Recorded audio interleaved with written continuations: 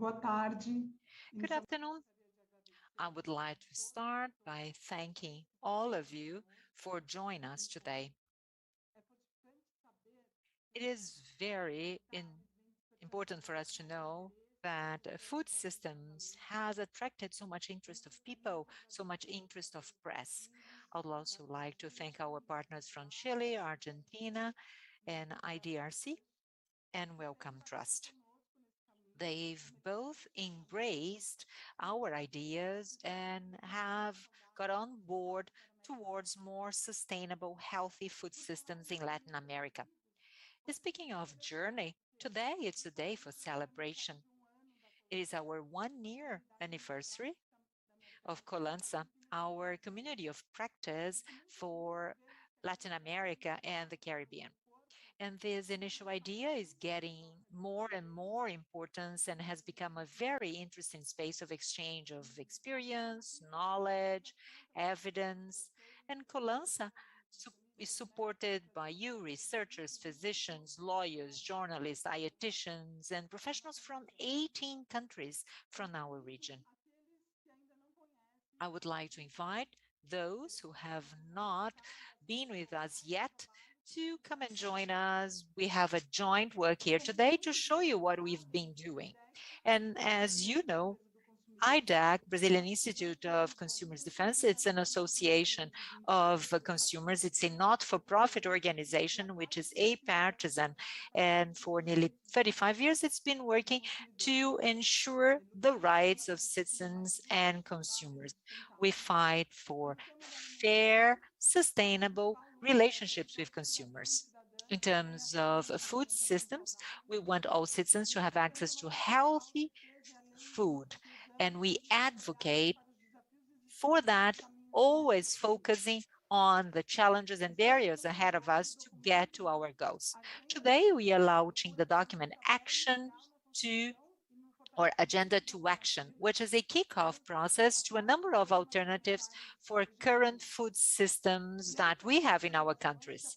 It includes a number of recommendations towards the changes we expect to reach and how they can be reached to transform all the steps from production, post-consumption of foods into 5 dimensions: business, supply and demand, ecology, health, and governance. We know that the way these processes had been addressed in recent decades and the so-called corporate diets have been leading to sickening of the population and of the environment, which has gotten even worse as a result of climate changes, chronic diseases, which are all understood by poor eating habits affecting the lives of millions of people. COVID-19 pandemic and all its acts have also identified the frailty of food systems, the need for more sustainable, resilient, equitable systems that can feed people with real food, promoting health, distributing welcome, contributing for social justice, preserving not only the planet and natural resources, but also culture, knowledge, and the multiplicity of different ways of living. Unfortunately, the Ukrainian war is causing tragic death and also displacement of so many people, but it's also going to enhance the complications of the economic crisis and impacting all our lives, including also reduced food supply and increasing prices. Because of that, I would like to ask you all to pay attention to this material, which is really a call for action that I would like to extend to all of you. The civil society, the social organizations, academia, government have to work together. Strategies have to be complementary and well coordinated. We have this potential in Latin America, and we from IDEC want to contribute further to the process. I wish you a great meeting, and I hope we can get into new synergy and more opportunities of collaboration.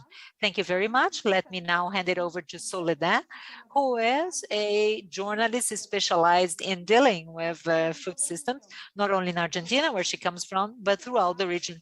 Thank you very much, Soledad. Thank you for your participation. You have the floor now. Thank you very much. I'm Soledad Barrutia, and I'm delighted to be here. It is a pleasure also to celebrate this very important day today. Such an important topic we are addressing here. We are here to talk about advances and paths to Latin America. It was conceived by IDAC, CONLASA, and also supported by International Center of Development for Canada and Wellcome Trust. We are going to share with you the main results of the investigations that we have run in food systems in Brazil, Argentina, and Chile, and a number of proposals for creating more sustainable models for production and distribution and consumption of food in all the region of Latin America. Our webinar will also focus on celebrating our first year anniversary as partners for Latin America and the Caribbean, and all the advances that we had in 2021, and also emphasizing the importance of enhancing the role of all the players involved in food systems and food systems management. All of those who are with us may submit your questions through the chat, and we are going to allow some time for our Q&A sessions immediately after the first panel. And with no further ado, I would like to invite our first speaker, Guillermo Paraje, who is a professor of economy in the University of Ibañez in Chile, and he is a specialist in health economics, health equity. So thank you very much, Guillermo. And I hand you over to you. You have 15 minutes. Thank you.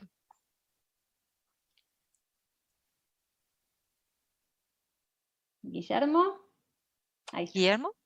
Good, now we can hear you. Cuando guste.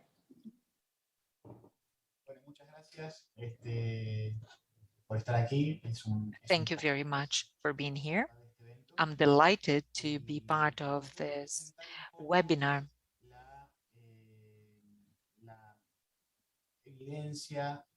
I was asked to share with you the results of our experience in Chile. Can you see my screen? Sí, se ve perfectamente. Yes, we can see it perfectly. Great.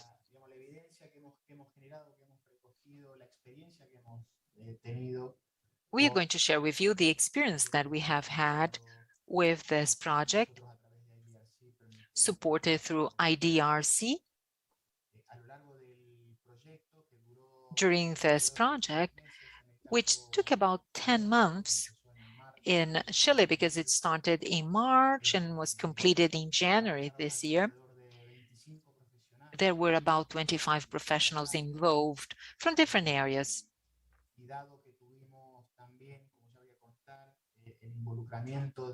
We have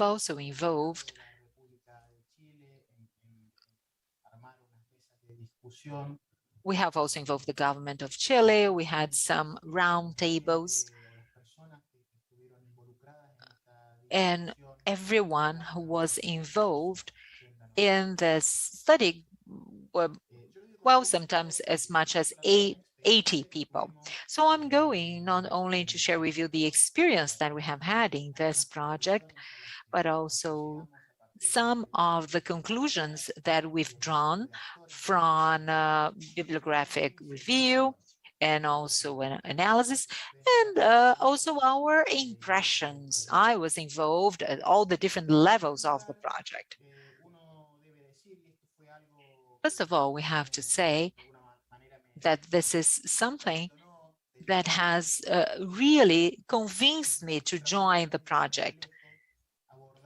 We are dealing with a very complex topic, and it's very difficult to discuss about healthy, sustainable food systems, especially during little time, such as was the case here, because there are many dimensions that can be addressed in a topic like that, and not all of them are so obvious. And there is a scarcity of literature in developing countries. Commercial agreements, for example, use of water. Sometimes there are just local policies or national policies, and what the literature brings is something very localized to developing countries, some specific developing countries. So it's really not easy to comprise the whole breadth of this topic based on what we currently know. For example, one topic that we emphasized a lot was inoculation. There is a reasonable movement of increasing the consumption of green leaves and vegetables.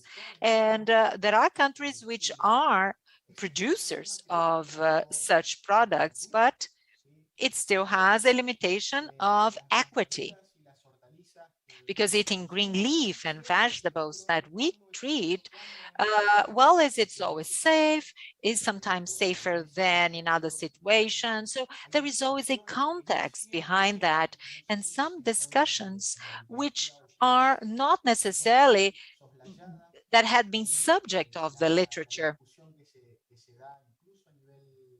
So the discussions tend to happen just at the national level.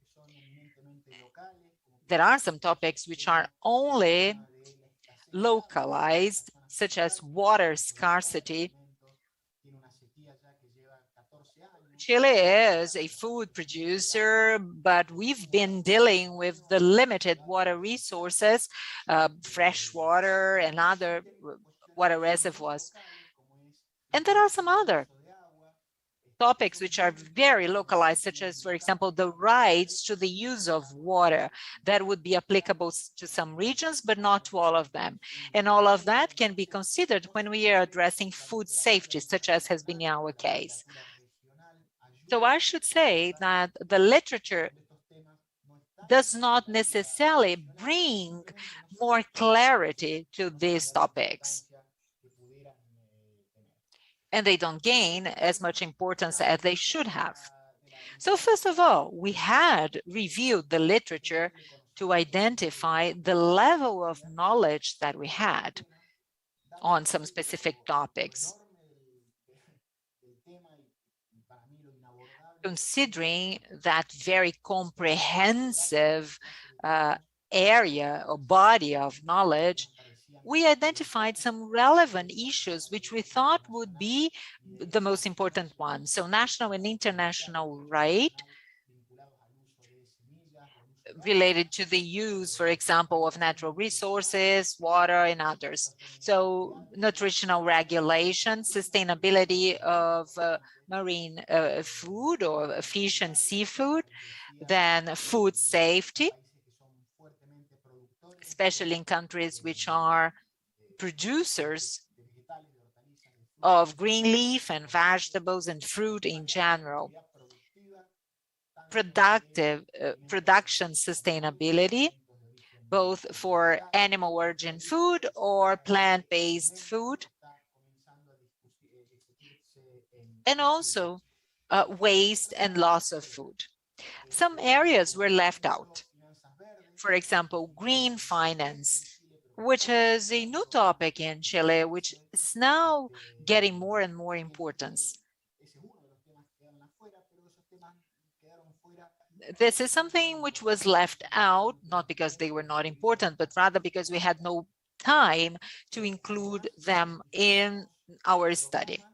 In addition, we have identified programs and public policies in different specific ministries, so health, economy, environment, agriculture, social development, some ministries of the Chilean government were left out.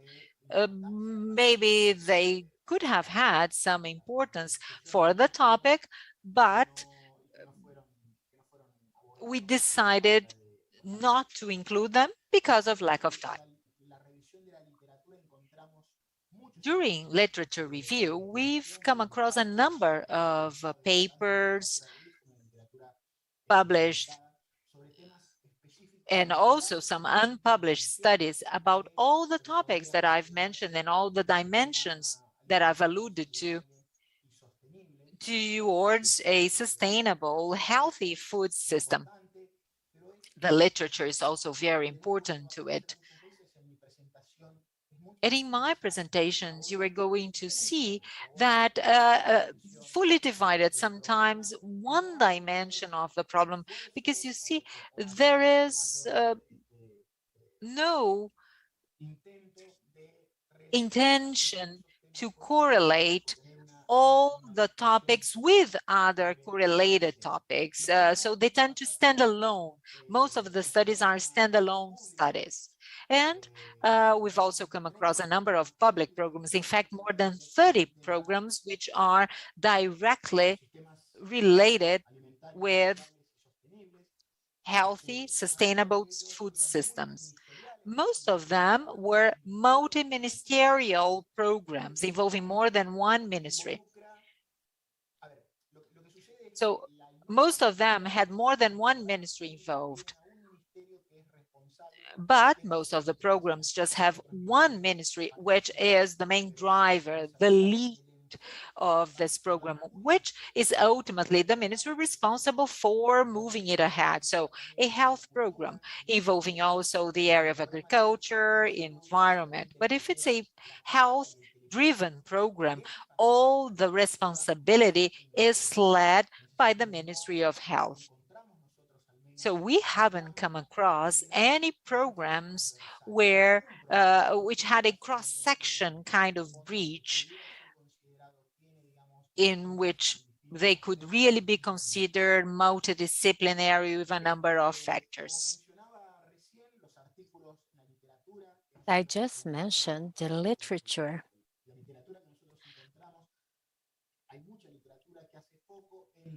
There are many papers talking about healthy food systems and also sustainable food systems.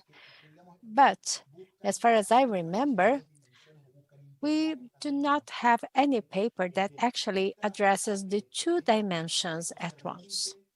And that is what we also find in public programs. So public programs, they either focus on what's healthy or on what is sustainable, depending on which ministry is in charge of that program. So we don't see that kind of combination before.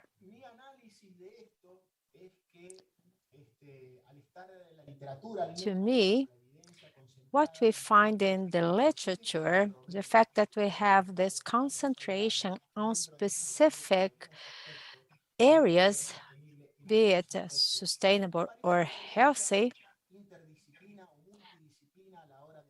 there seems to be little or no interdisciplinary approach or multidisciplinary approach.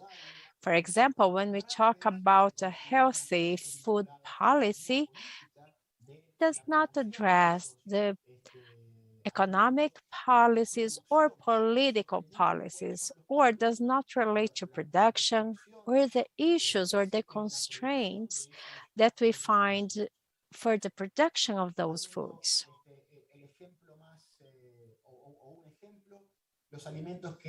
One example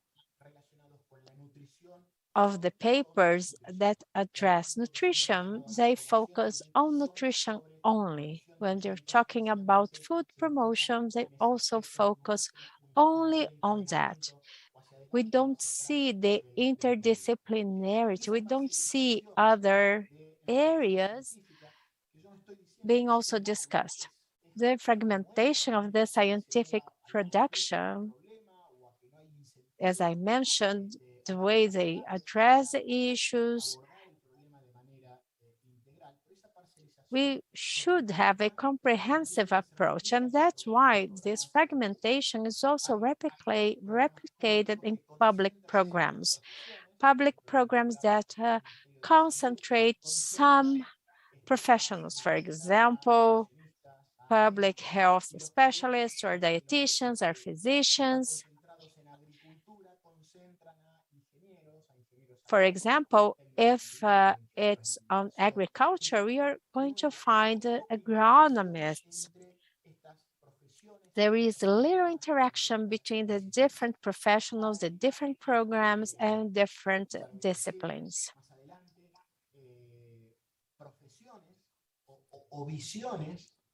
So these different approaches or this cross-discipline approach is not found.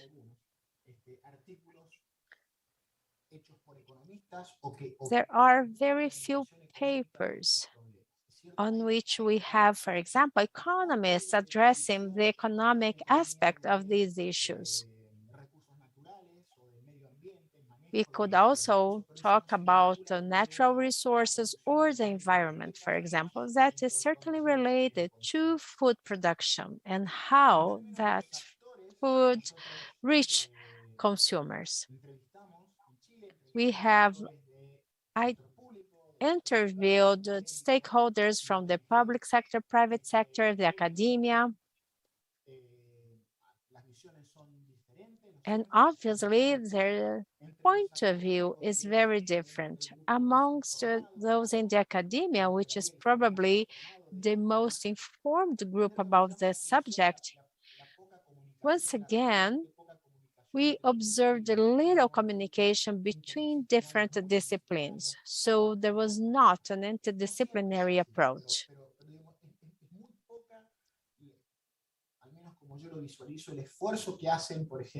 I'd like to point out once again, we don't see public health specialists working with sociologists or other groups or economists, for example, which would certainly expand on the discussion of such complex subject.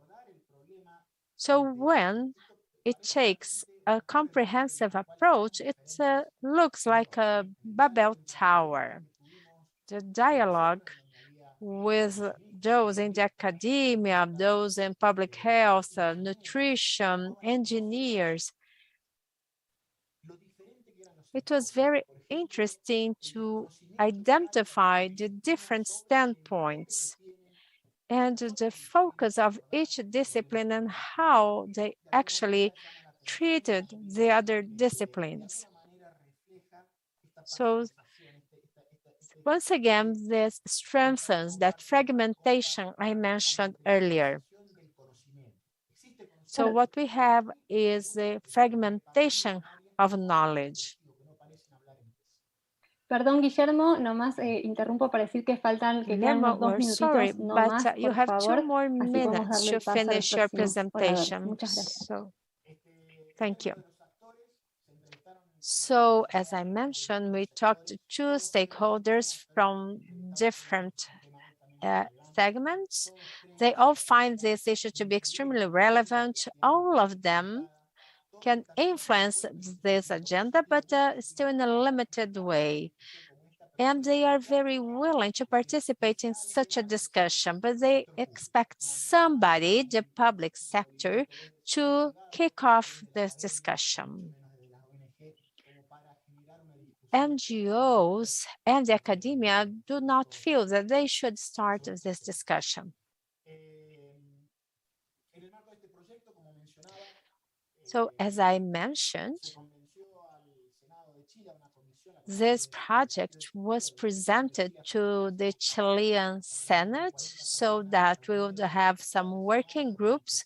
So an average of 40 people got together once a week for 6 months, 180 hours of recorded discussion. So 4 different subjects: health, environment, sustainable production, food patterns, marketing, and distribution. 2 weeks ago, a book was also launched.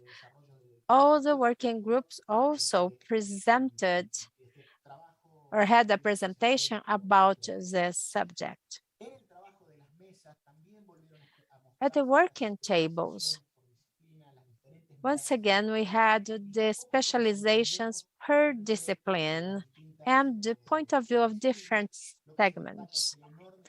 Our interest was really in having a more comprehensive approach. There were some issues that were not discussed, such as the green economy, food waste, which are emergent issues. So it's important that we started now to build this comprehensive agenda. This is one of the conclusions. And it's very important that we start to develop it urgently. This was the opinion of the different actors. And there is this willingness to participate in this kind of discussion. And there's also this idea that the public sector should articulate this agenda. So, but to me, the public sector, the government, seems to have a fragmented understanding of this issue. And what we need is this comprehensive approach, a comprehensive agenda. And it's certainly that we need to have a group working in order to move ahead. Thank you very much for your attention. I don't know if you have any questions. I'll be available to entertain them. Thank you very much. Very interesting presentation. Now let's have Daniel Maceira.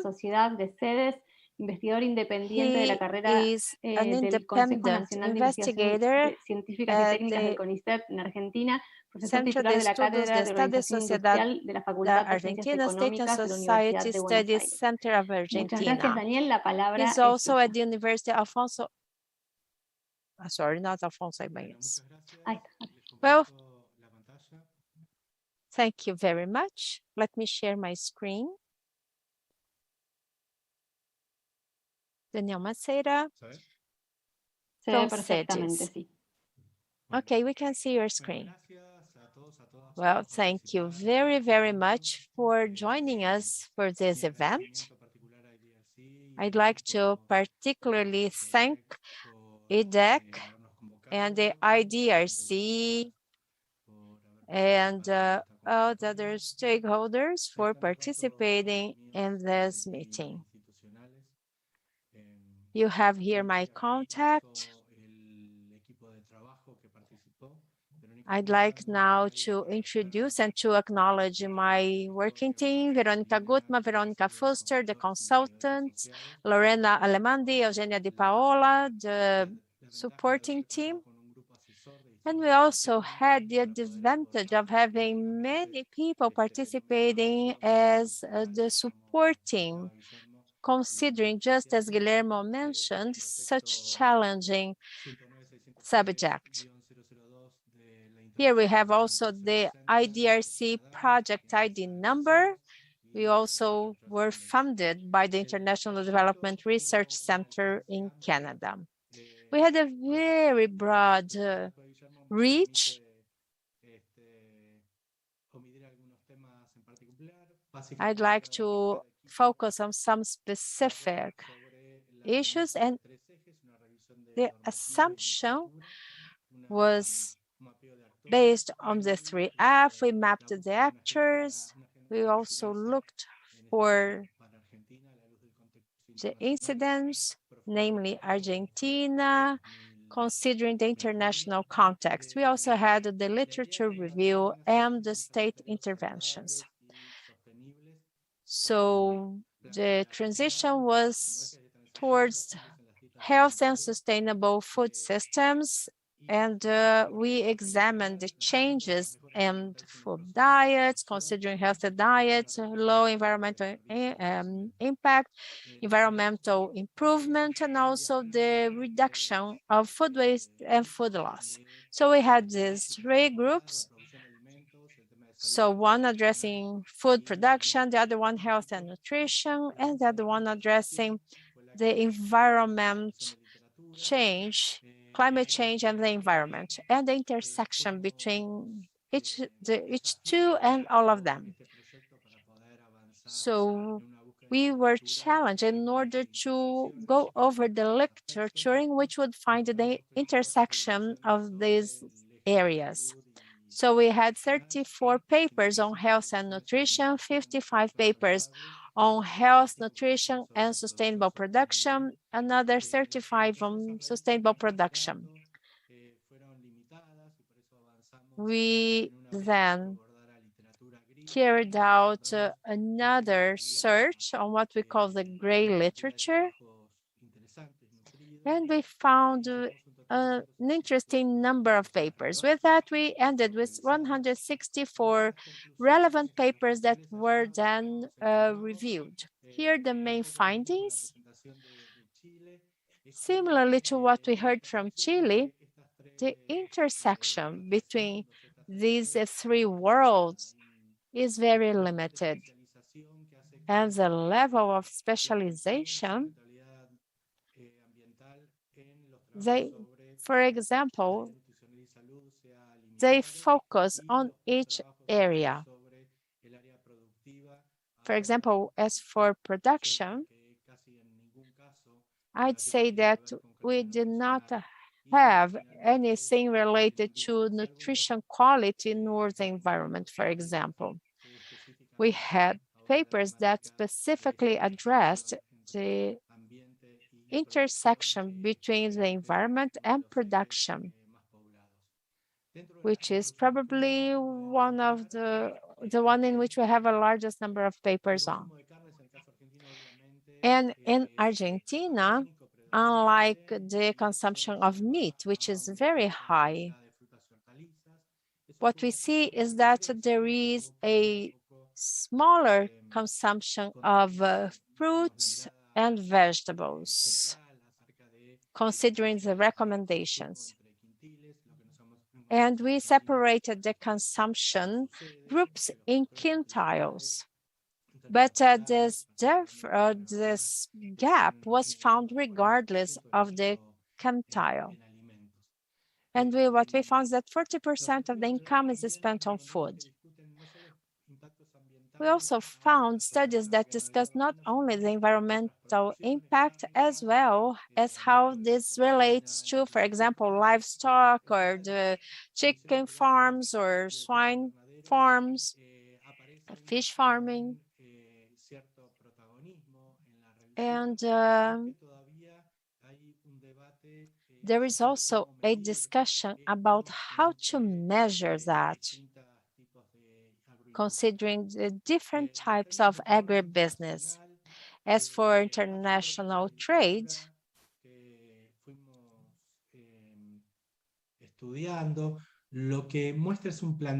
we went over this area, and what we found was an approach in which that was not found. For example, when we mapped the actors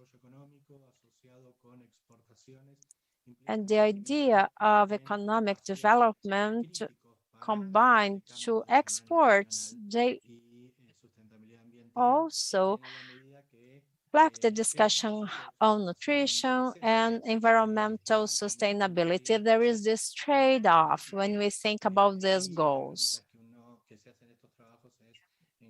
And the question that is asked in these papers is to what extent alternate production means can meet that need of also exporting products and meeting internal demands. Out of the major challenges, it seems to me that the quality of the diet, of the mean diet, of the average diet, I should say, which presents some deficiencies. There are also some difficulties, for example, regarding the low perception of risk to health when people consume processed foods. And what we also found is that what is key is the mapping of stakeholders and the lack of consensus on the priority between the government and the different ministries. So we had, that also reflects on the policies that we find, for example, in Argentina, when we consider, for example, the production agenda, foreign affairs, so there are some clear issues such as health.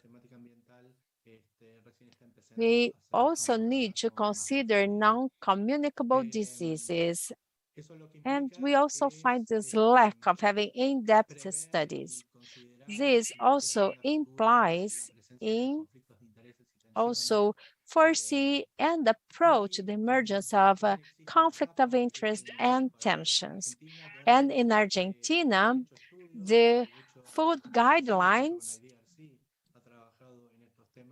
in which some studies were carried out, and how this subject is handled.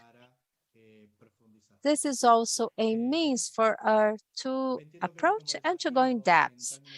And when we think about challenges with regard to the production and the sharing of knowledge, we need to consider how we can increase the offer of necessary food, the role played by agroecology, and also fiscal incentives. So we need to identify which are the fiscal and non-fiscal incentives to promote that change.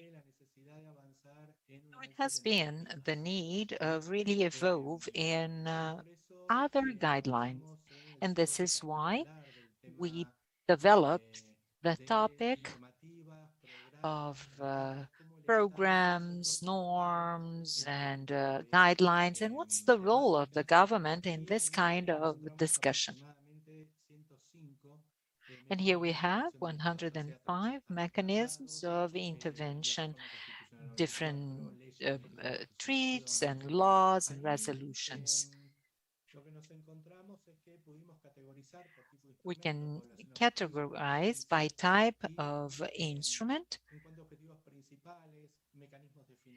and the main purposes and different mechanisms of funding.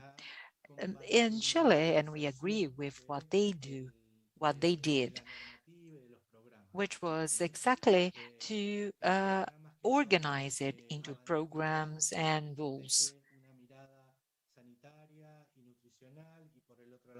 Programs that really give us a different kind of understanding, but still within a different kind of discussion, and the different correlations between these dimensions can be seen as part of a constant process of discussion involving commercialization of foods, environment, health and nutrition, and production of sustainable foods.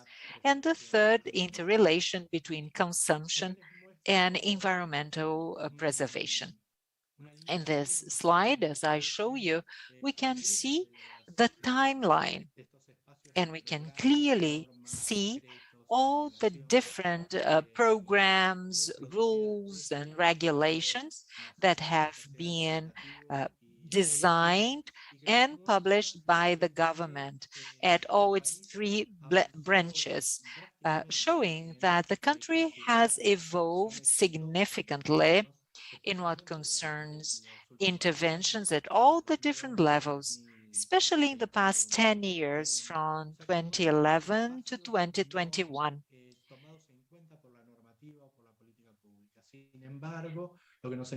Everything has been taken into consideration by the public policies, but we can still see a major change to the applicability, and repeating what we had said, there had been a great coordination among the different analysis.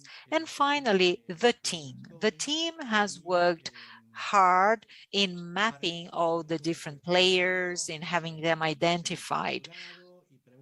We've relied on a semi-structured questionnaire with specific questions, which served as input for the analysis.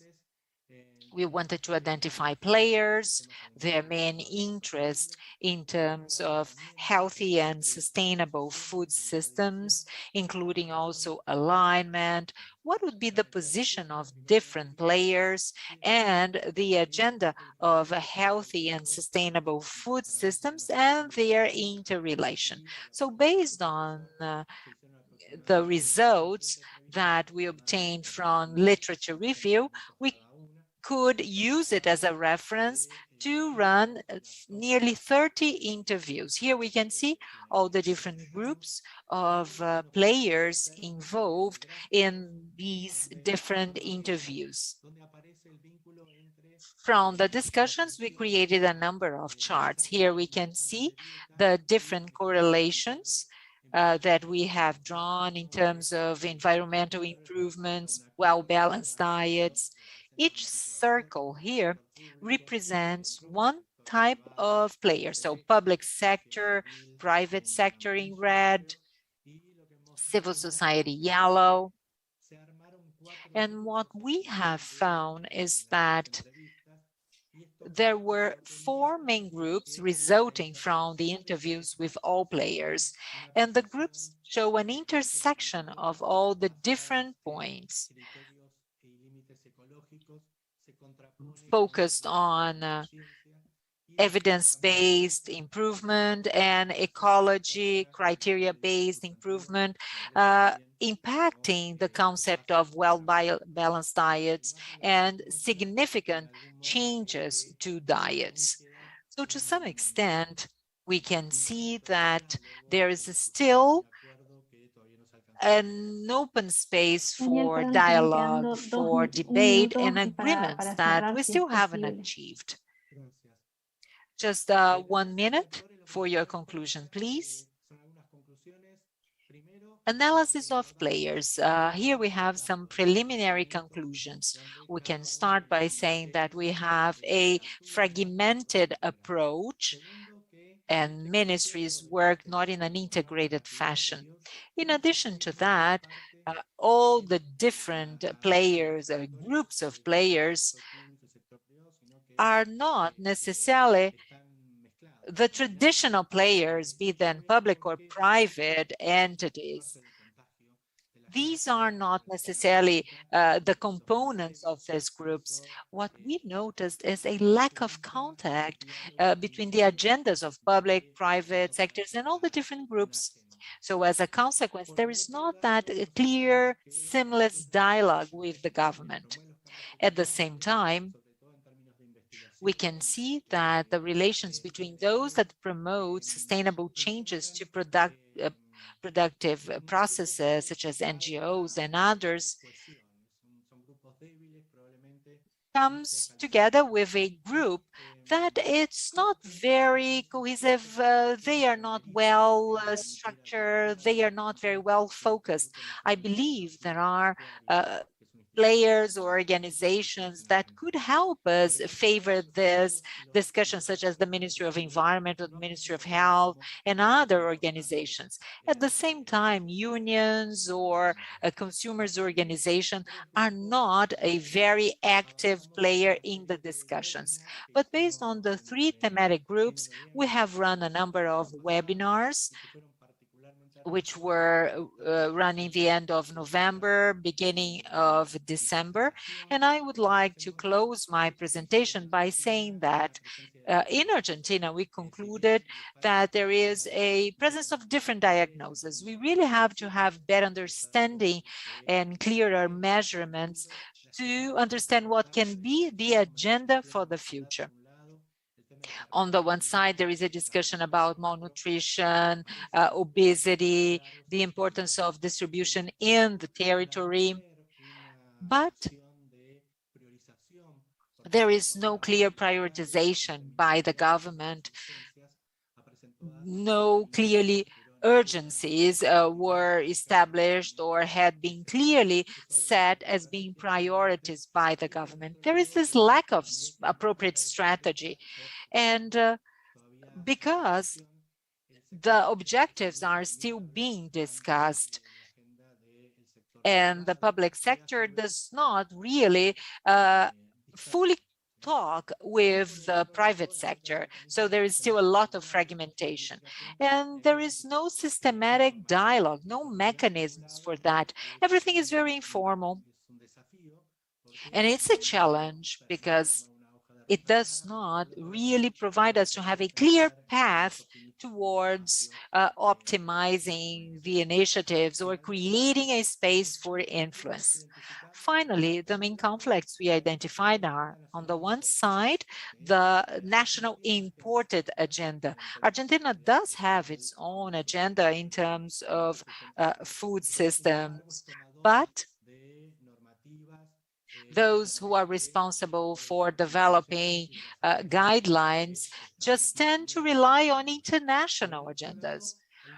At the same time, there is the problem of governance, political coherence, as I pointed out before, and it prevents us from really having a clear list of priorities.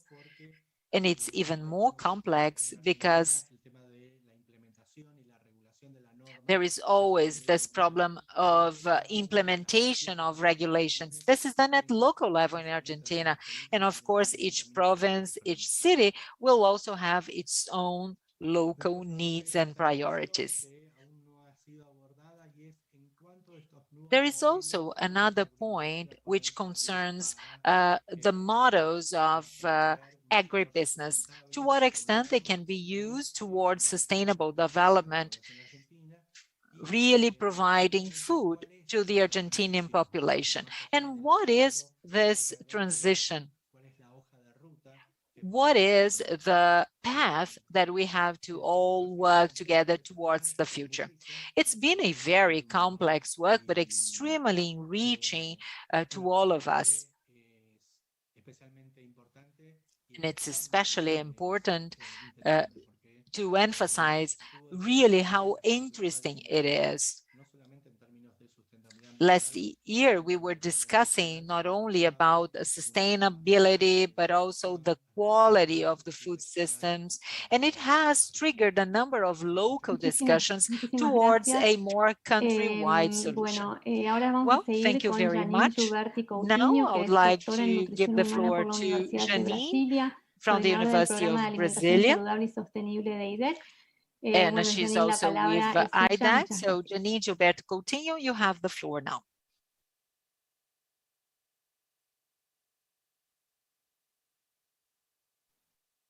No tiene encendido el audio. I'm sorry, we cannot hear you.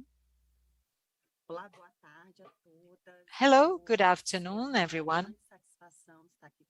I'm delighted to be here with you this afternoon. I would like to greet all of my peers here with me in this round table.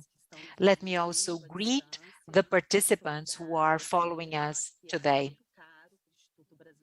This is a very important topic to the Brazilian Institute of Defense of Consumers, IDAC. We are an organization that fights for the rights of people. We want people to exercise their rights in all consumption relations. And in our healthy, sustainable food discussions, we want people to be able to make better choices of foods. And to do that, we really have to influence public policies. Let me share with you my presentation. Just give me, if you allow me 1 second. Good. Can you all see my screen? Yes, we can see it. Great. Thanks, Soledad. I would also like to greet and thank the team of IDAC, all our consultants who were part of this project. I think it was a very challenging project, but we are very proud of the results that we've produced. I would like to thank IDRC and Wellcome Trust. And I would like to thank Greg, Roberto, Natasha, Imori. Thank you very much. And thank you really for our very rich exchange of opinions and experience. So this is exactly what we have achieved. We are sharing with you the results of this very challenging one-year program, and at the same time, we want to celebrate the first year of Colança. IDEC and other organizations for the past 12 months have been working together to really create this great opportunity of exchange of opinions and experiences in such important topics, which involve production, commercialization, and consumption of food items. The industrialization of food chains have really contributed to sickening the population, and we have to acknowledge this fact. There's no way of agriculture producing foods with deforestation, production of large-scale commodities in large land extensions, the use of agri-chemicals, transgenic seeds, and fertilizers have impacted the environment extensively. We all have robust evidence of greenhouse emissions in Brazil, and also global emission, which is very significant, clear, undebatable evidence. And we know that production of commodities such as sugar, soybean, wheat, and others are just supplies for ultra-processed foods. And we also have robust evidence that the consumption of ultra-processed food is contributing to the deterioration of the health of our population.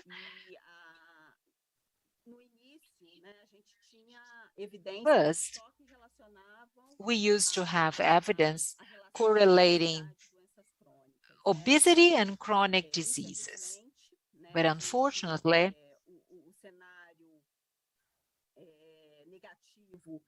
the negative scenario is even worse, and now it's correlated also with mortality, early mortality, and depression, which got even worse during COVID-19 pandemic. There is also a third issue which encompasses everything with the coexistence of all pandemics, because in Brazil we are, well, large producers of food items. Agribusiness is a very important area in Brazil.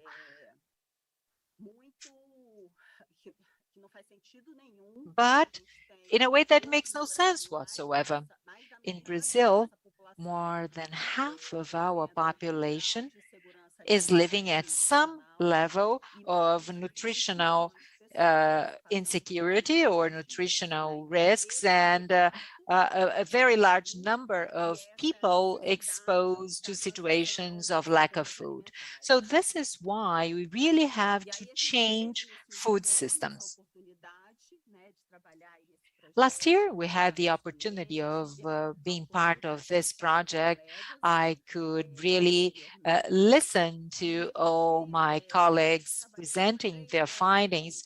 And there were three main initiatives at IDAC dealing with evidence. I'm not going to go into details, but they serve as a support to all my comments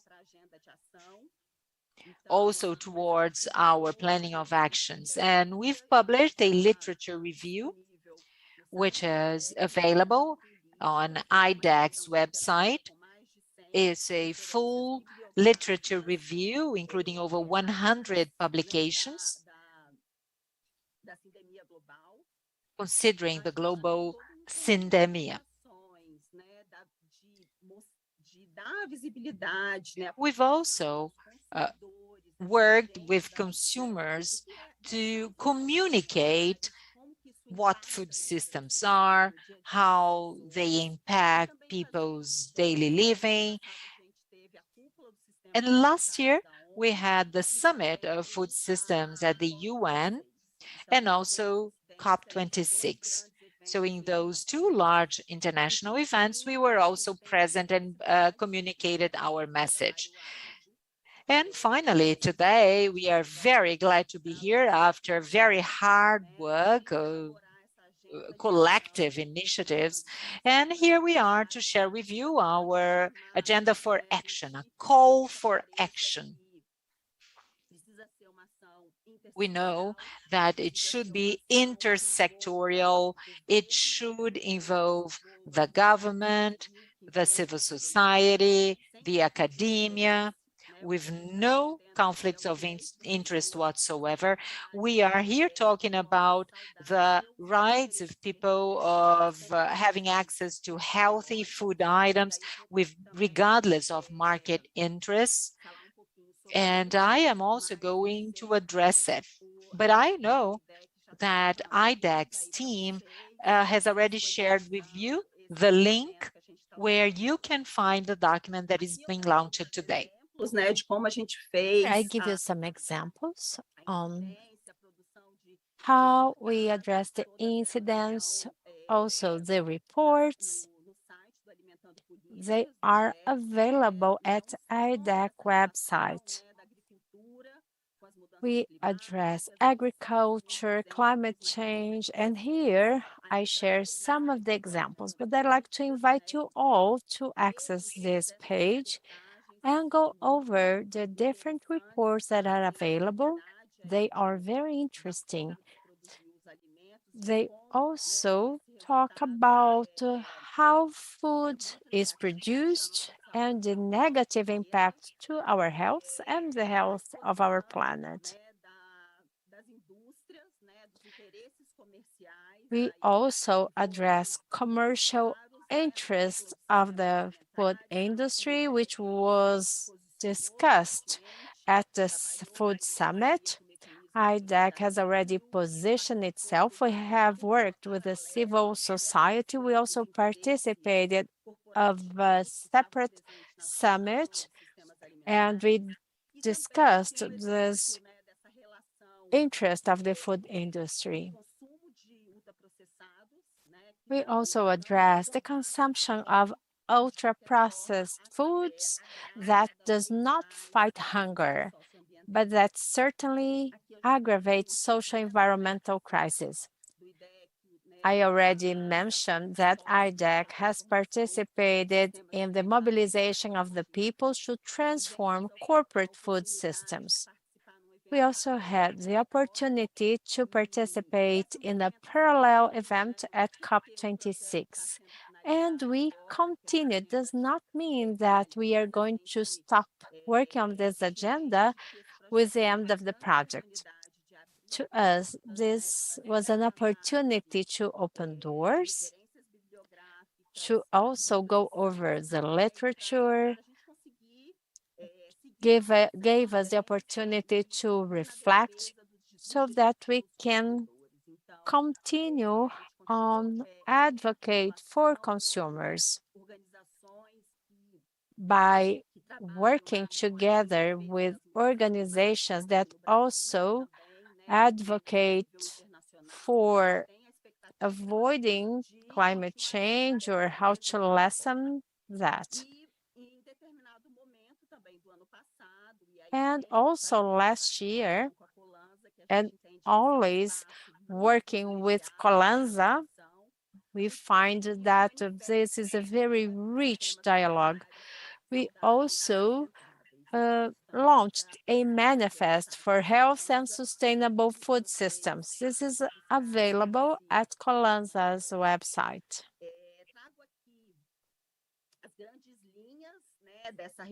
This is the overview of this literature review.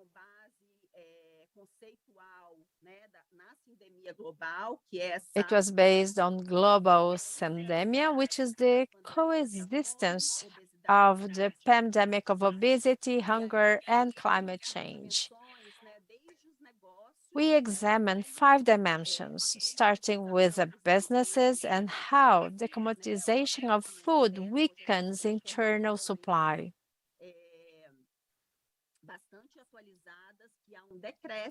Today, we have updated information, and we know that there was a decrease in the production of rice, beans, and vegetables vis-a-vis the commodities, the production of commodities. And it's very important that we take action. Another dimension was supply and demand, and at the core, we have the inequality in access and food offer. It's expected that people have access to foods both physically and also economically speaking. Brazil is undergoing now a catastrophic situation. Virtually 50% of our population cannot afford buying food. There's also this ecological dimension, which is the production means, large scale related to the intensive use of agrochemicals, monoculture, livestock, and data proves that this has a strong impact on climate change. The fourth dimension is health. All these outcomes, they certainly have impact on the population's health. We see overweight, obesity, chronic diseases, an increase in mortality rates, depression. So it's important that we have a clear understanding of which measures should be implemented, particularly regarding public policies in order to stop this process. And finally, governance. Governance permeates all the other dimensions. And today, it's even more important, particularly considering the step back that we had here in Brazil, considering the food and nutrition systems, or I should say the food and nutrition safety systems that Janine, quedan were 2 minutos, broken. por favor. 2 more minutes. Thank you. So this is our agenda for action. As I have 2 minutes only, I'll try to be very objective. This document is once again made available at our website. We provide information on these 5 dimensions I just described. And I have already talked about the business dimension. So we have this concern in carefully examining how we can really ensure supply to the internal market. But that certainly takes also the incentive and funding of family-based agronomy or agriculture. Also access to healthy foods, also tax exemption or tax relief. We know that there is a high tax rate, and we need to consider how we can also use taxation, for example, on sugary foods and also ultra-processed foods. There is the environment dimension. It's urgent that we also incentivize the use of low impact on practices that have low impact on the environment and also on the sanitary dimension. Health, from the promotion of breastfeeding, as well as regulatory measures that are key so that we can protect people from having ultra-processed foods, and governance.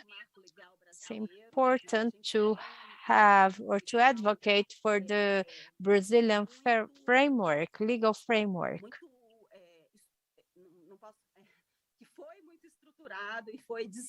And this was very well structured, but it was dismantled. And it's important that we soon try to restructure all the governance mechanisms, including the climate point of view, and also to address the conflict of interest and the interference of a private segment on what is of public interest.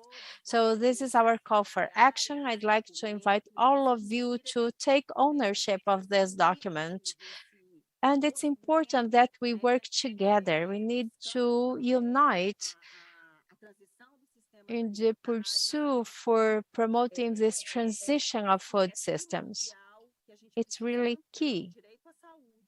We need to ensure right to health, the right for choosing adequate nutrition. This should be ahead of economic and commercial interests. Very, very clear how nutrition is a political issue and how we can use politics also in order to ensure a fairer nutrition. So next,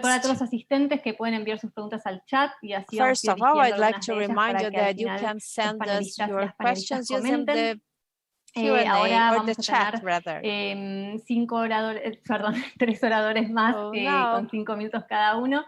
Y la primera va a estar Graciela Abriata, que es directora nacional de abordaje integral de enfermedades no transmisibles del Ministerio de Salud de Argentina. She is from the Ministry of Health from Argentina. Graciela, the floor is yours. Good afternoon, everyone. I hope you can hear me well. I apologize for the lighting.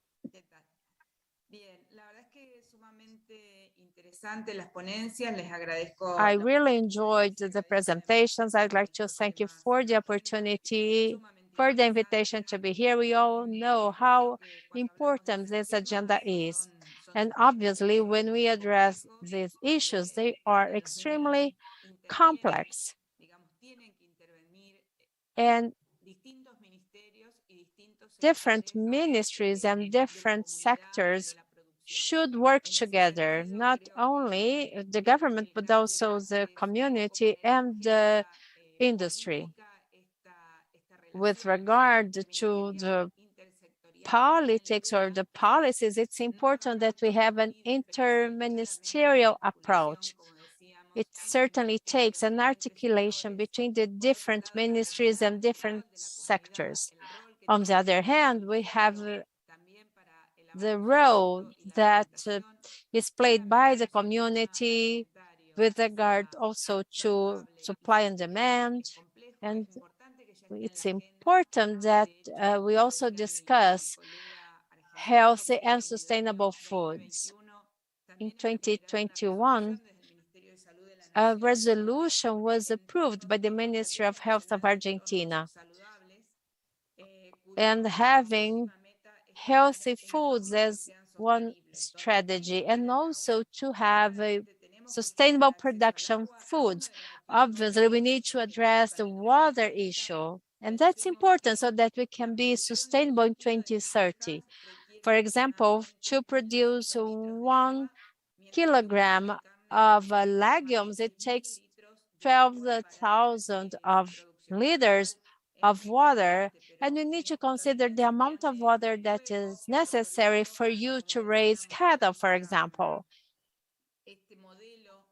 So this agro-industrial model certainly requires funding, but we have already started addressing this. So from the ministry standpoint, also by articulating with the civil society as well with the industry and also with our Ministry of Production and Development.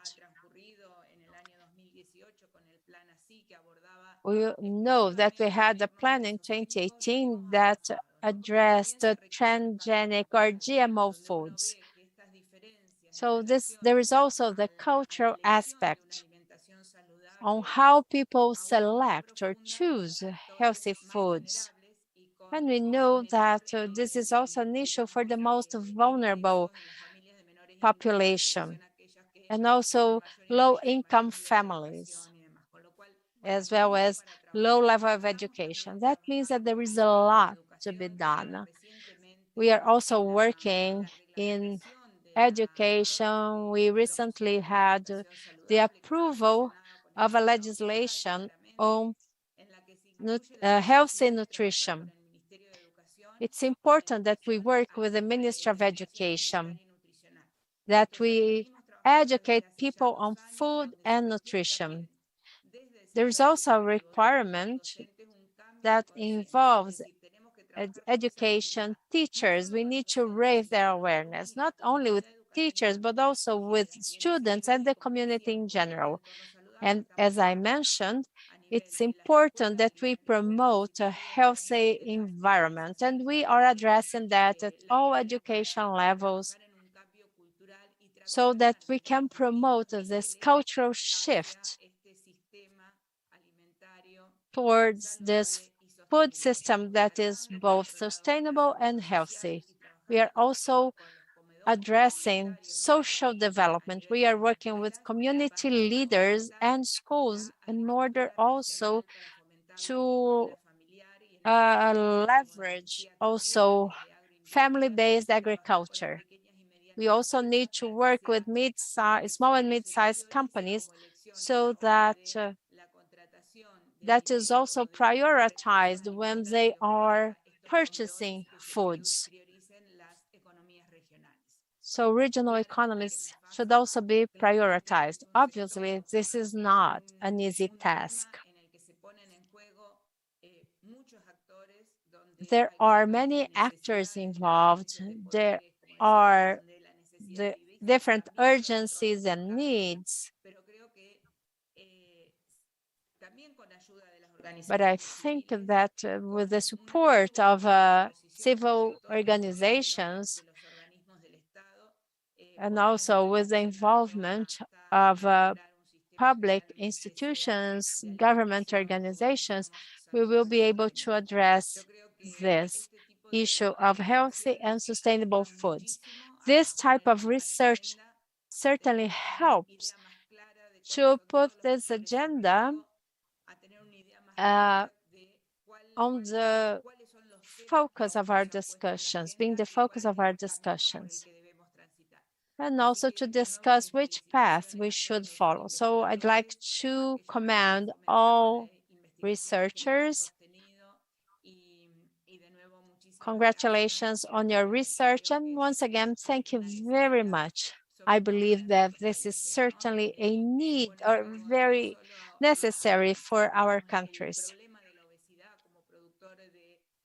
The issue of obesity has already been mentioned, and it certainly represents a risk for health, and it can trigger non-communicable diseases. And that happens also because of the lack of nutrients. We have a group of people who are chronically undernourished with a deficit of nutrients and who cannot afford the healthy foods. And unfortunately, we still have a large population that experiences this challenge. Thank you, Graciela. Now let's move to Greg Heller. He is a senior specialist from the International Development Research Center from Canada. Greg, I'd like to turn it over to you now. Thanks, Maria. Are you hearing me okay? Fine. Perfect. All right. I'm going to speak in English, and thank you for the opportunity to do so. It's a pleasure and a privilege to be with you all today and to be part of this initiative and the vision that's being set by it. And it's been great listening to the other presenters, and thank you to the translators who've helped me follow them all. I'm with Canada's International Development Research Centre, as was presented, and I'm with a new program of work around climate resilient food systems. We're really interested in all of this because our focus is on pursuing healthier, sustainable and more resilient food systems under the circumstances of climate change. We've been working with the Wellcome Trust for some time, you know, I'm here with Modi Watsama, who's going to speak after me. And we take a lot of pleasure and pride in being part of the work that's been going on over this past year. IDRC also works with other funders like the Rockefeller Foundation, the Swiss Agency for Development Cooperation, and we've been cooperating with Bloomberg Philanthropies a lot, particularly in the Latin American region, in pursuing these objectives of healthier food systems, particularly. But as development and research funders, our strategies, our funding strategies, they evolve over time.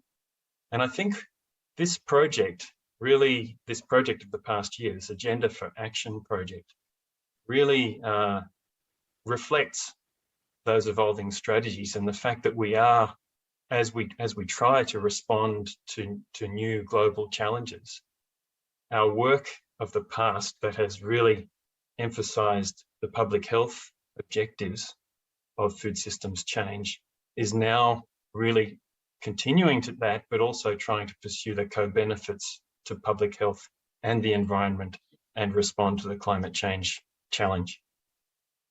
And I'd really like to emphasize too that the work of the three teams from Brazil, Argentina and Chile is building upon successful work that they've been doing over many years, and particularly the past 10 years that I've been observing it and I've had the privilege to be part of. Work that where these teams and many others, and particularly we'll talk about the Kalansa, the bigger Kalansa network soon, where they have been forging new ground. They've been quite innovative in how they've developed networks, worked collaboratively across countries. They've connected academia and advocacy and government to really pursue a number of policy wins that countries of Latin America have advanced and that the rest of the world can learn from. They've been the attributes of the work of the past 10 years. Now this work around this past year's work on the Agenda for Action project has also really pursued to build bridges between the public health community and the communities who are focused on climate change, environmental sustainability, and sustainable agriculture. And I think that has been the characteristic feature that our previous speakers, Daniel, Guillermo, and Giannini have spoken about. The fact that this is the challenge of the future, of bringing these communities together so that we can pursue those co-benefits. And I really applaud the teams for the progress that's being made on that.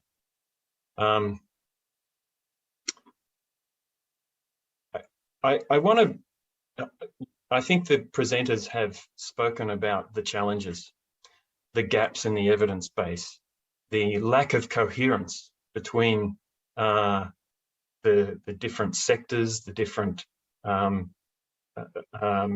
specialist groups who focus on whether it's public health or on agriculture or on climate change and environmental concerns. Daniel, Guillermo, Giannini have all spoken to this. And the lack of interdisciplinary action, the lack of multi-sectoral action. But I actually would like to highlight that you've actually made some breakthroughs this year, not in just the work on literature that you've done to expose that which has been done and the gaps in it, but some significant progress has been made in the conversations between these different epistemic groups. I think that's a highlight of the past year, and particularly Guillermo spoke to this when he was talking about the Senate, the working tables of the Senate committee for the challenges of the future science, technology, and innovation. This was in Chile, but I think we can also talk about progress that's been made in Argentina and Brazil in bringing creating those bridges between the different groups, so that important conversations can be had about addressing the gaps in the evidence and addressing the gaps in action.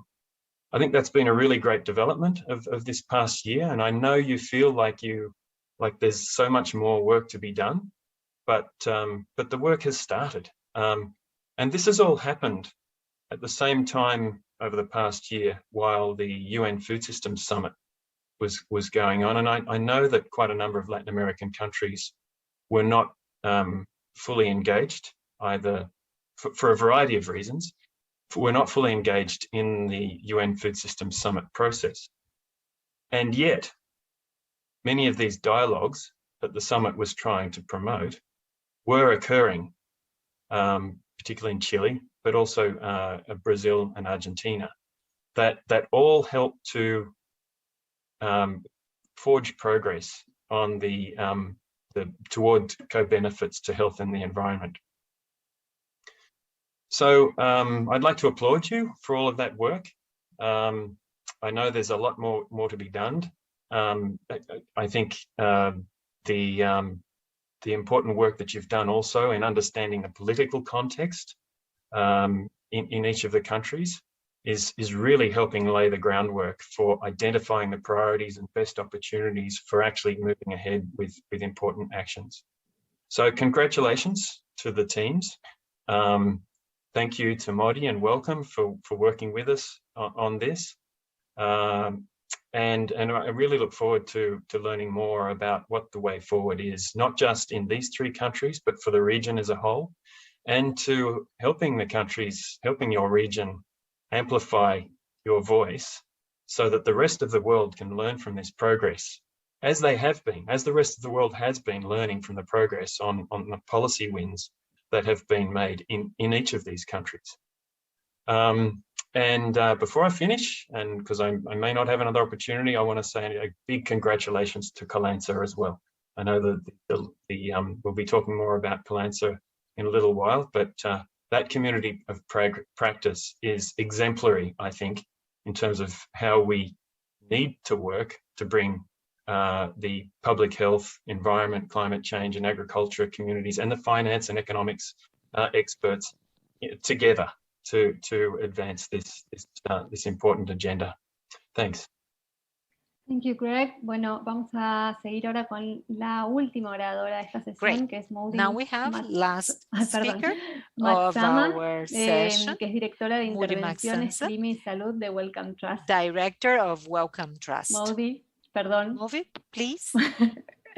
Thank you, and thank you so much for having me, and it's just really fantastic to be here at this launch event.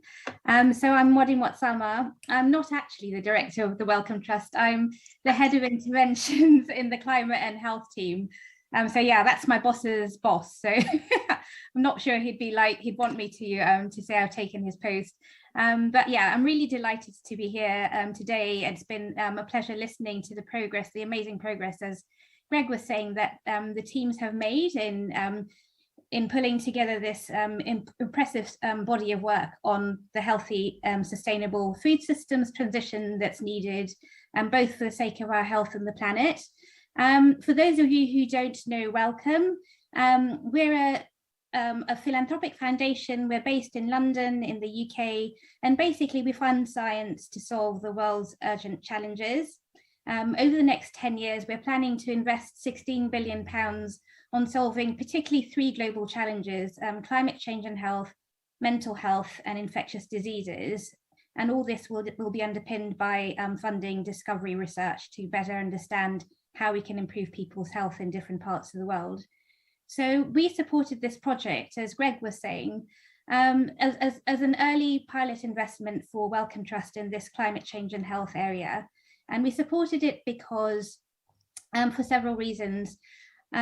Firstly, Latin America has been leading the world in terms of healthy feed policies. As Greg was saying, 10 years ago, 15 years ago, obesity, non-communicable diseases were recognized as a global priority that all countries needed to solve, including countries in Latin America, but no one was really doing very much to address them. And the countries that have been involved, the partners that have been involved in this project really have been leading the way in getting some significant healthy food policies, such as junk food marketing restrictions, better, clearer labels, and junk food taxes adopted in the region. And so I think partners in Latin America are very well placed to lead the world on this new problem that we're now facing of sustainable food systems and health. It's not necessarily a new problem, but it's one whose prominence is now being recognized fully at the global level. And as we've heard, food systems both contribute to climate change through unsustainable production methods, which destroy ecosystems, and unsustainable livestock farming, which contributes to greenhouse gas emissions and global warming. But also the agri-food system sector is going to be the most affected by climate change. And the burden of ill health linked to climate change is going to be greatest for those diseases that are related to what we eat and the diets. And this will be especially true for the Latin American and Caribbean region, where a lot of food that is consumed in the world is produced. And also there are already high levels of diet-related diseases, the double burden of malnutrition, as we've been hearing. And so what I've heard from the 3 presentations on progress that's been achieved, the impressive progress that's been achieved through this very rapid 1-year project, is first of all that the healthy and sustainable food systems agenda is not yet seen as a priority, like where we were with obesity and non-communicable diseases 10 years ago. Actors in the food system are currently fragmented and disjointed. Those working on health have not connected with those working on environmental sustainability. Those working on production are not connected to those from production, for example, from working in consumption, for example. And I'm really pleased that this project has enabled a variety of diverse actors from diverse sectors to come together to start to look at these challenges and the opportunities around a transition towards a healthy and sustainable food system in the region. The agenda for action that has been produced by IDEC outlines the pathways for transforming the food system to become both healthy and sustainable through the way food is produced, distributed, offered, and consumed. And the Colonza Network and many others who have been involved in Argentina, Brazil, and Chile are now ready to collaborate together. And I'm really looking forward to see how the seeds that have been sown through bringing together actors to really look at the scale of the problem and start to think about what the solutions might be in Latin America can actually continue to develop this ambitious project and see it lead to ambitious policies and action on sustainable and healthy food systems in Latin America. So you guys are already world leaders in the healthy food agenda. I'm really looking forward to seeing how you collaborate and show that similar global leadership on sustainable food systems in the future. And I hope we can be part of the ecosystem that helps you get there and help to share the learnings from what's happening in this region with other parts of the world. So thanks very much and congratulations everyone for this massive achievement.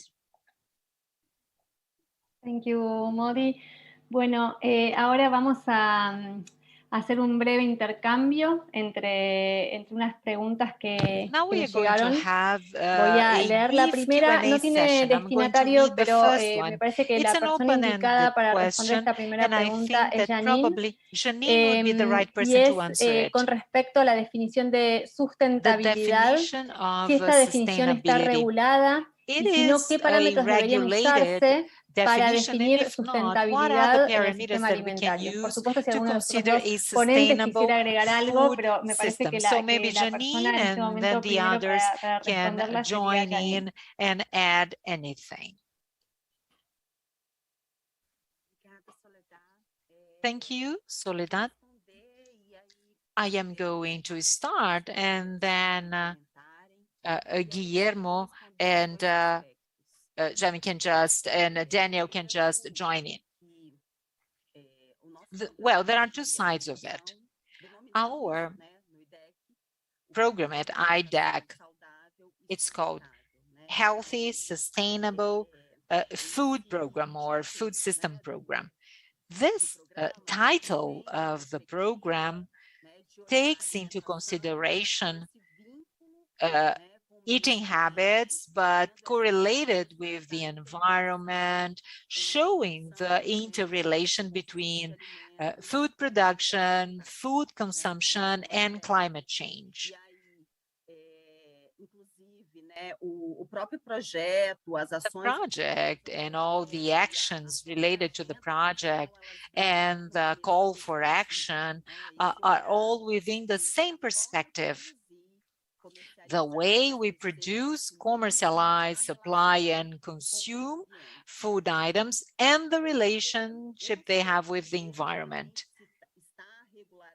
I really don't know whether it has been regulated or not, but 2 months ago, I participated in a PhD thesis dissertation, and it addressed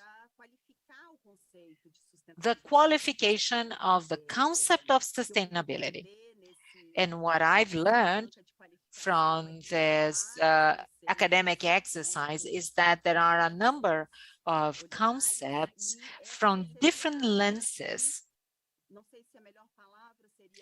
And the need, maybe it's not standardization, so to speak, but rather qualification of the term. I don't think it has been clearly stated yet what are the parameters, what are the criteria, but I think that science, in view of needs, science is really trying to build the required knowledge to define it. Let's see if Daniel or Guillermo would like to add anything. Daniel, Guillermo? I would like to add, and I don't think there is a formal definition, at least not that I'm aware of, but the concept of sustainability is closely related with something year over year. So the idea that we can do it today and we can do it in future generations. So this intergenerational concept. For me, sustainability is something that refers to the possibility that future generations will have the same abilities or capabilities that we have today to produce exactly as we do today. Well, natural resources, for example, if they are lost or wasted or degraded, future generations won't have the same opportunities as we have today of using natural resources. This is the way that I see it. Muchas gracias. Ahora hay una pregunta que es para que respondan los tres, por favor. ¿Cómo son los retos para promover los sistemas alimentarios en Brasil, Argentina y Chile? Si se relacionan, si encuentran puntos en común, bueno, eso, de la manera más sintética posible, porque es una pregunta que puede tener un montón de despliegue, differences of the different systems and programs. But please be brief, right? I'm going to go first. And I'd like to add something to what was said before. Sustainability also concerns institutional sustainability. How can we have really the organizations that are sound enough to provide their continuity and the same practices in the future. I think it's an add element to the concept of sustainability. But we have a very volatile region here, so that's important to have it in mind. Concerning the global agenda and our different cooperation possibilities, in our project, we have realized that there are specificities of all of countries, but also a lot of commonalities that we can work on together.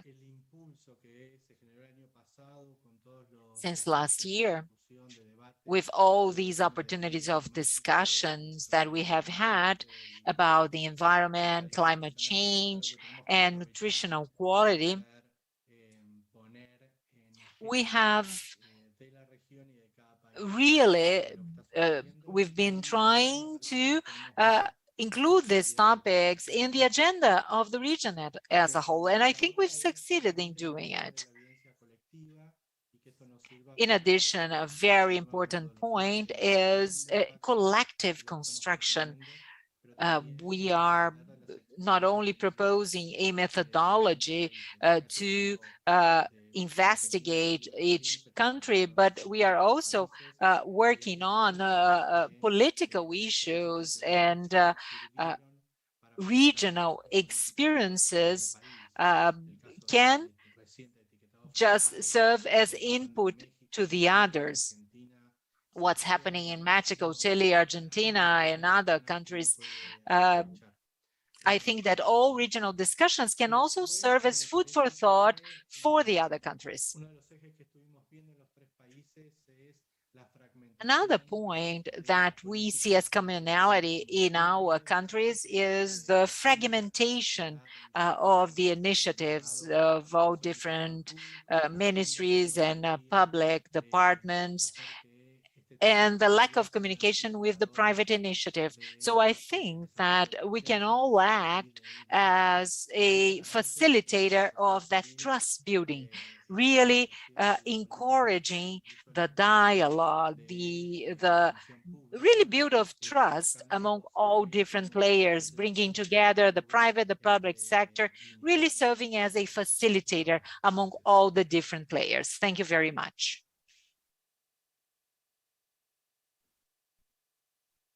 ¿Quién querría continuar? I would like to go next.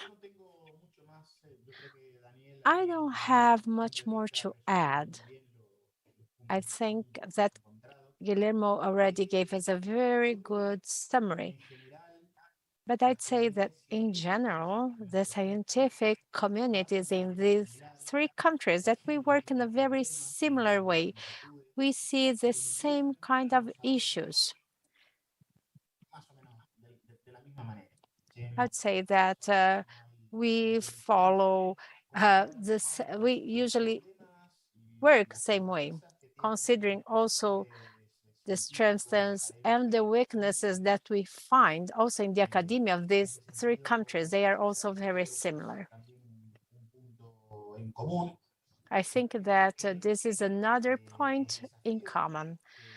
And as for the challenges that we face as a community, as a member of the academia, I'd say that they are also very similar between the three countries. There is a high sensitivity regarding this issue. There is this wish to participate. And yo apuntaría los cañones, el esfuerzo a also say that it's important that we now organize this critical mass that we have in the three countries as well. Muchas gracias. Janine, ¿algo que querías agregar? Janine? Yes. Yes, Soledad, I'll try to be very brief.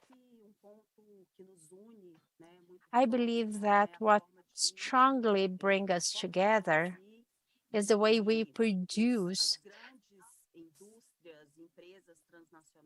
and also how major transnational companies are present in the different countries. Not only on these 3 countries where the project was carried out, but also across the area. So big agro, big food companies. This is another point in common in the countries in this region. Daniel, or actually Guillermo, talked a little bit about how scientific communities work in a similar way. I would say that beyond the scientific communities, for example, today we are celebrating Colanza's first anniversary, which is a collaboration addressing this issue. So I'd like to invite you all to continue with this discussion. The project is over, but not this discussion. We'll have the opportunity to listen to testimonials of Colanza members, and I hope we have the opportunity to carry on with this work together. And finally, I'd like to say that Brazil right now is undergoing a terrible moment in which we see public policies being really putting an end to many of these policies. Today, we still have some legislations that are still available, and our Constitution also sets the right to nutrition. And this is something that we will still keep on fighting for. We expect to restructure the governance framework that turned into a political issue, and also to address climate change. Thank you very much. Muchísimas gracias. Thank you very much. Fue muy I'd like interesante to thank you all escucharlos. for joining us. Y nos It was a deja very exactamente en interesting donde session. vamos a pasar And ahora, now que es a we will pensar a América move Latina desde to una the perspectiva second de panel. desafíos So globales. Esa va a Latin ser America nuestra from the próxima perspective mesa. of global Y challenges. ahí la primera This is the panelista second va a estar panel. a través de Our un first video. Es speaker Elisabetta has Resine, que es pre-recorded profesora y her coordinadora del presentation. Observatorio de Elizabeth Políticas Resine, Públicas she de is a Seguridad Alimentaria professor y Nutricional at de la the Universidad de University of Brasilia. Brasilia. Bueno, dejó un video de unos 10 minutos que So les pido she por has a favor que 10-minute pongan así todos podemos pre-recorded escuchar. video. So I'd Muchas like gracias. to ask our technicians to please have her video. Hello, everyone. I'd like to thank you for the invitation to take part in this panel to discuss the results of the projects conducted in the 3 countries. I'd like to thank you for giving me the opportunity of taking part of the entire process here in Brazil. I'd like to highlight the commitment and the high quality of the work carried out by IDEX team. They really embraced this project. They understood that this could contribute for moving ahead with such important discussion in Brazil. It's a very important, urgent, and necessary discussion that we should have here in Brazil.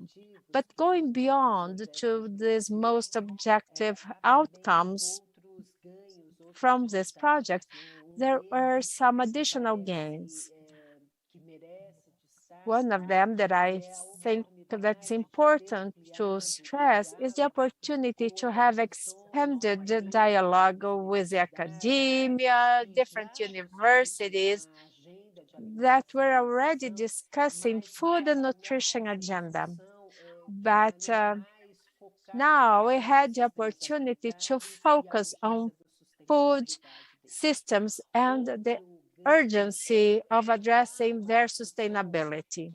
Another gain was to contribute for articulating the dialogue between different civil society organizations that address the environment in which food safety and security is also becoming more important. But in the past, we did not necessarily have a dialogue bringing together different stakeholders. We all know how complex this is. There is a language issue, different standpoints, different proposals, but it's important that we also have this kind of articulation. And I think that this project has also contributed for putting all this together. Before I talk to you about the agenda, I'd like to also say that right now in Brazil, anything that considers the short, mid, and long-term future needs to address the challenges that we are facing right now. More than 50% of the Brazilian population, they are now facing food insecurity that is translated by all the changes that took place, all the measures that were in place to support these families and that are no longer there. A country in which we have more than 50% of its population facing food insecurity is a country that is facing challenges in all different areas. So regarding development, social justice, so it's impossible to consider any agenda for Brazil without taking into account all these other dimensions. That happened because many of the policies were really not followed, and what we found is that happened mainly over the last 2 years. It's also a process also to destroy previous narratives on how we could actually present solutions to hunger, how do this food supply and food security stand here in Brazil. But we have 5 major dimensions. Obviously, they talk to each other. And I think that one of them goes across the other 4. So, for example, business, supply and demand, environment, health, and governance. So what are the challenges? This has already been addressed somehow, but I like just to emphasize some that I find very important. From the business and the economy standpoint or trade,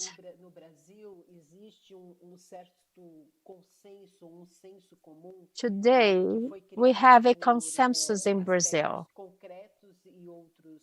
that emerged out of concrete and subjective factors on how we produce our food.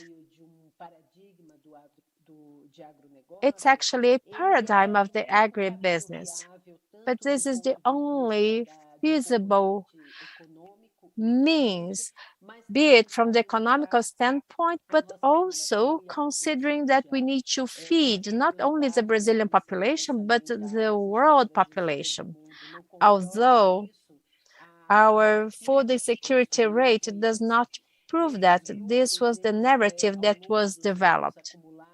Over the years, these groups, they really hold very strong political and economic power. Thus, they have impact on decisions related to how public funding is earmarked and also on how public policies are established. So we have the challenge of reorganizing information to the Brazilian society and also to educate so that people understand that it's possible to reorganize all the food system so that we can also move away from a matrix that depends on agrochemicals and on oil. a matrix that certainly also has a strong negative impact on the environment, on our society, on our economy. As for supply and demand, over the last decades, Brazil, or the Brazilian government, stopped or gave up on organizing the basic food supply systems. Today, Brazil does have a national domestic supply that is very weakened. We do not work with inventories that would allow us to manage the food purchase and the supply and demand of foods.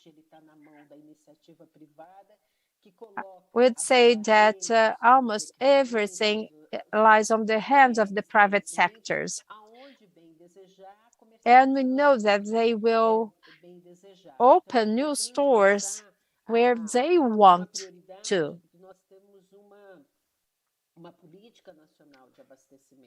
So we lack a national supply policy in order to ensure that at any municipality we would give access to our population to healthy foods.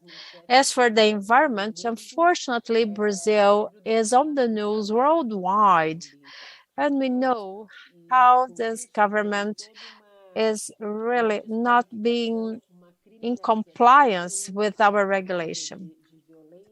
That produces also a high level of violence. We have many groups invading the indigenous people's areas. Thus, it's urgent that we also reorganize access to land in Brazil. We need a land reform so that we can promote family-based agriculture. In the health dimension, we still face a huge challenge.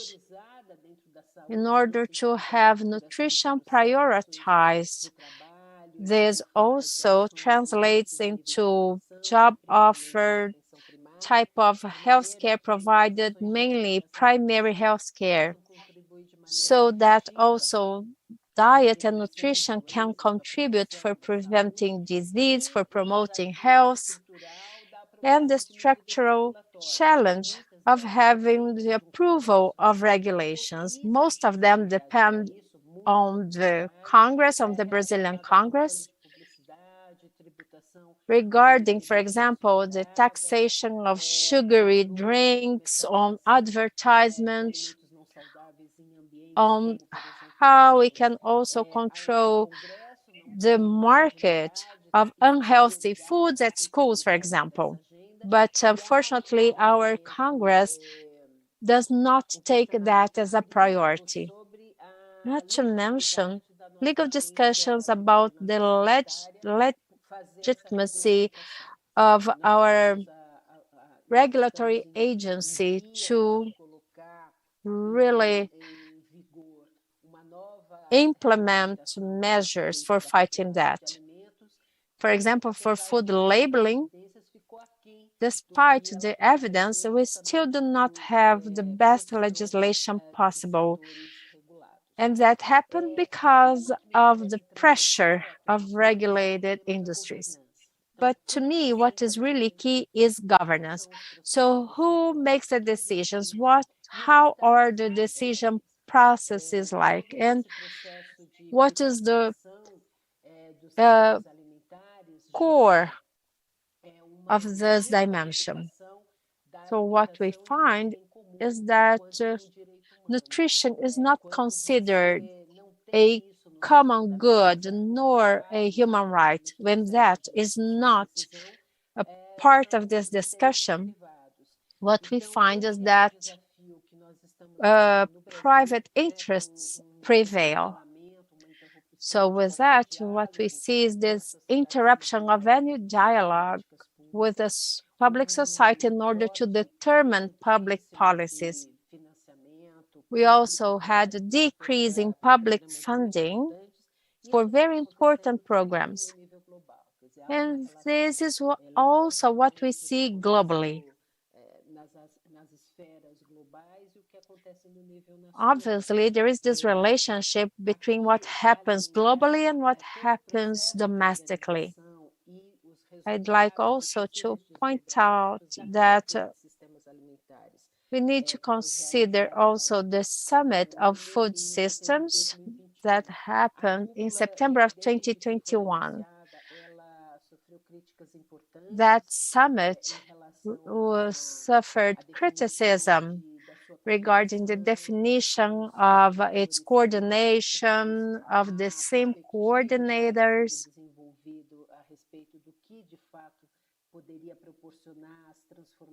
on what could really promote the necessary changes in food systems, what sustainability is. And as for governance, the summit proposed a platform of having multiple interested stakeholders.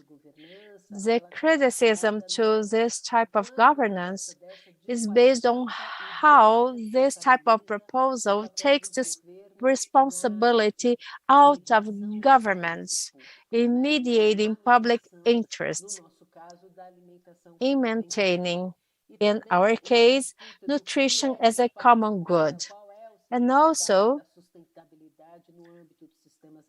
considering what sustainability means when we think about the food systems.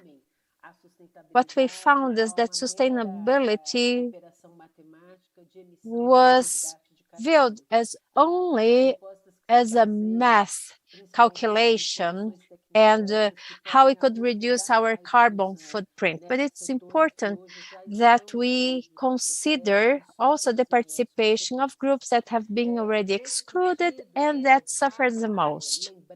In that sense, it's worth mentioning that our region, Latin America, and many other countries, that we have very rich experiences that certainly determine means to move ahead in fighting these challenges that actually increased after 2 years of this pandemic and the different consequences that our countries suffered.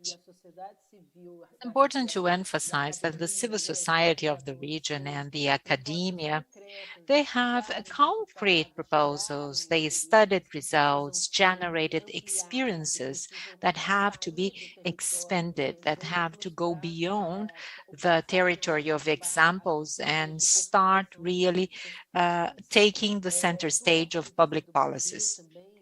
In Brazil, we are right now experiencing a situation in which we have very important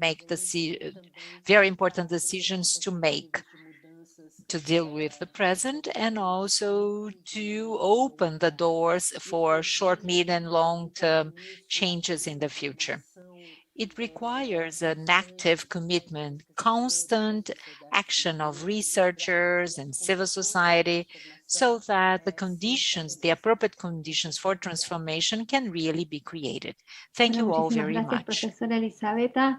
Thank Bueno, you, vamos a seguir ahora con Maya Takagi, que es líder del Programa Regional de la Organización de las Naciones Unidas para la Alimentación y la Agricultura de FAO. Who is a member Maya, of the Food and Agriculture Organization of the United Nations, FAO. Thank you. Thank you for the opportunity to be here. It's a pleasure and an honor to be here. I'm going to share our opinion as a UN organization. Just a second. ¿Logran mirar? Sí, perfectamente, gracias. Can you all see it? Great. I'm going to address exactly what you've been saying, how to transform food systems in our region of Latin America and the Caribbean. Many of the challenges that have been mentioned are common to the region.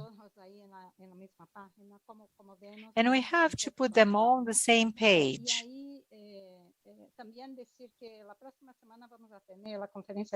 Next week, we are going to have the regional meeting of FAO, bringing all the countries of the region to discuss this topic.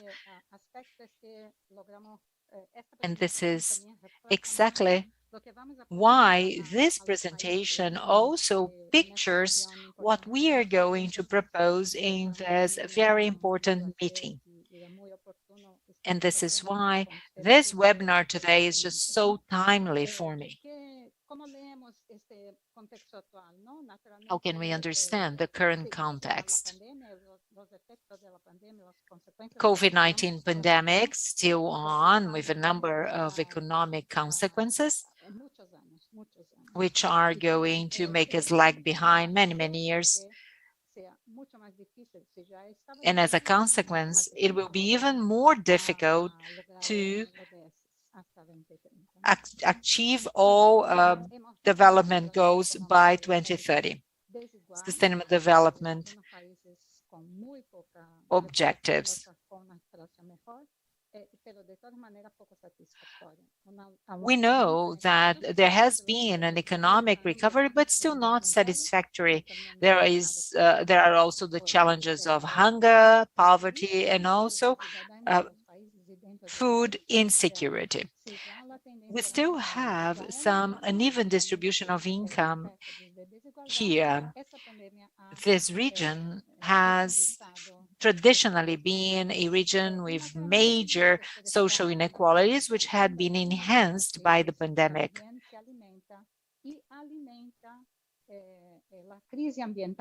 And finally, it's all correlated with the climate change crisis. It's a result of degradation of ecosystems, of natural resources, climate crisis, and it increases the frequency and intensity of disasters and crises. Concerning nutrition and food insecurity, here we can see some charts by FAO, very gloom numbers, because we can see since 2014, we had seen more and more food insecurity from moderate or severe levels to even severe levels, with a total of 654 million people, but in 2020 we've reached numbers, record numbers really. The African region is where we have the highest percentage of population under food insecurity, but it's also interesting to observe there had been an increase in food insecurity in the region of the Americas. There are different ways of measuring them, and all indicators show exactly the same. Here we have people in situations of emergency because of conflicts, hurricanes, earthquakes, and there are 5 countries in the region under such a situation of emergency, which are also subject to humanitarian support. In addition to that, we have the crisis of overweight and obesity. And this year, we are expecting to update the numbers. We don't have numbers of obesity from since 2016, but we are going to have that updated this year with our sister agencies.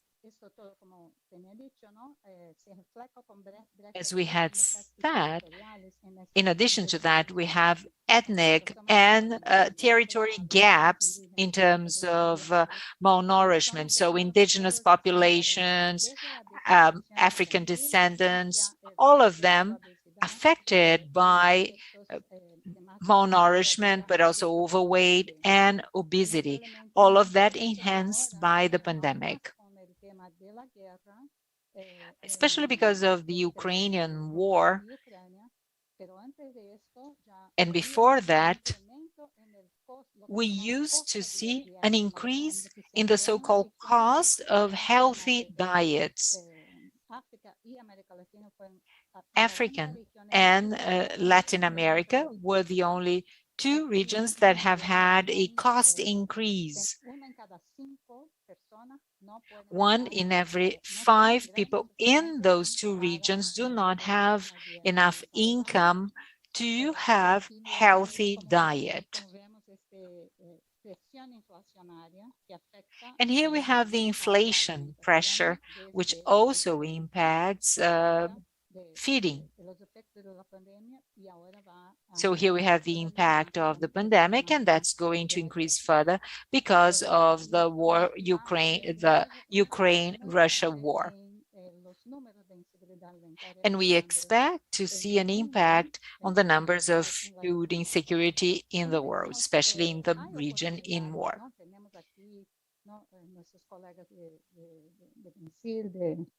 We've heard from our teams in Brazil, Argentina, Chile, and others.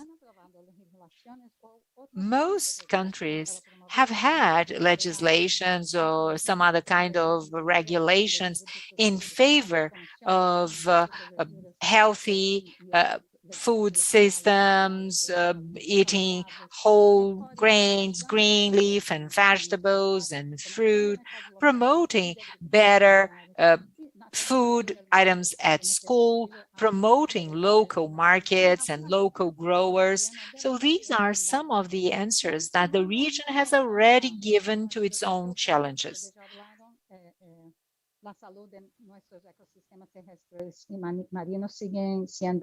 We know that despite that, all our environments are still being degraded. Our ecosystems are really impacted all the time, and we really have to try to focus on more sustainable food systems.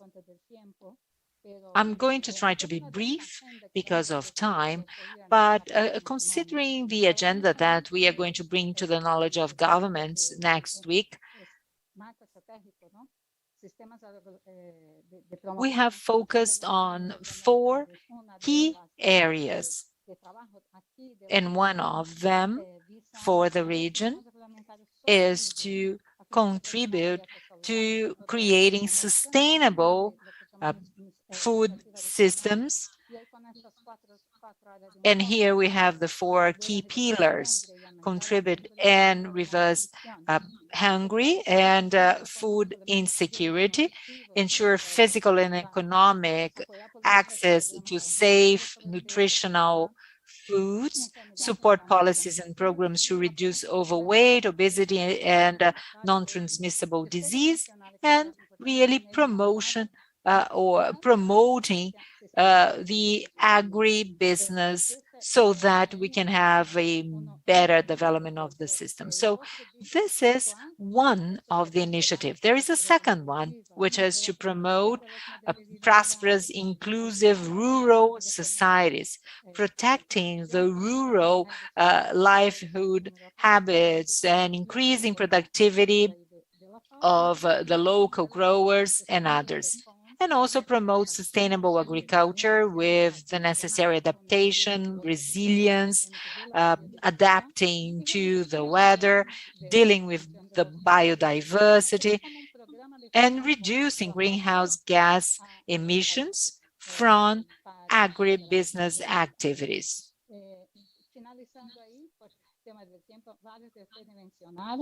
It's important to emphasize that the summit on food systems, as mentioned before, was really important.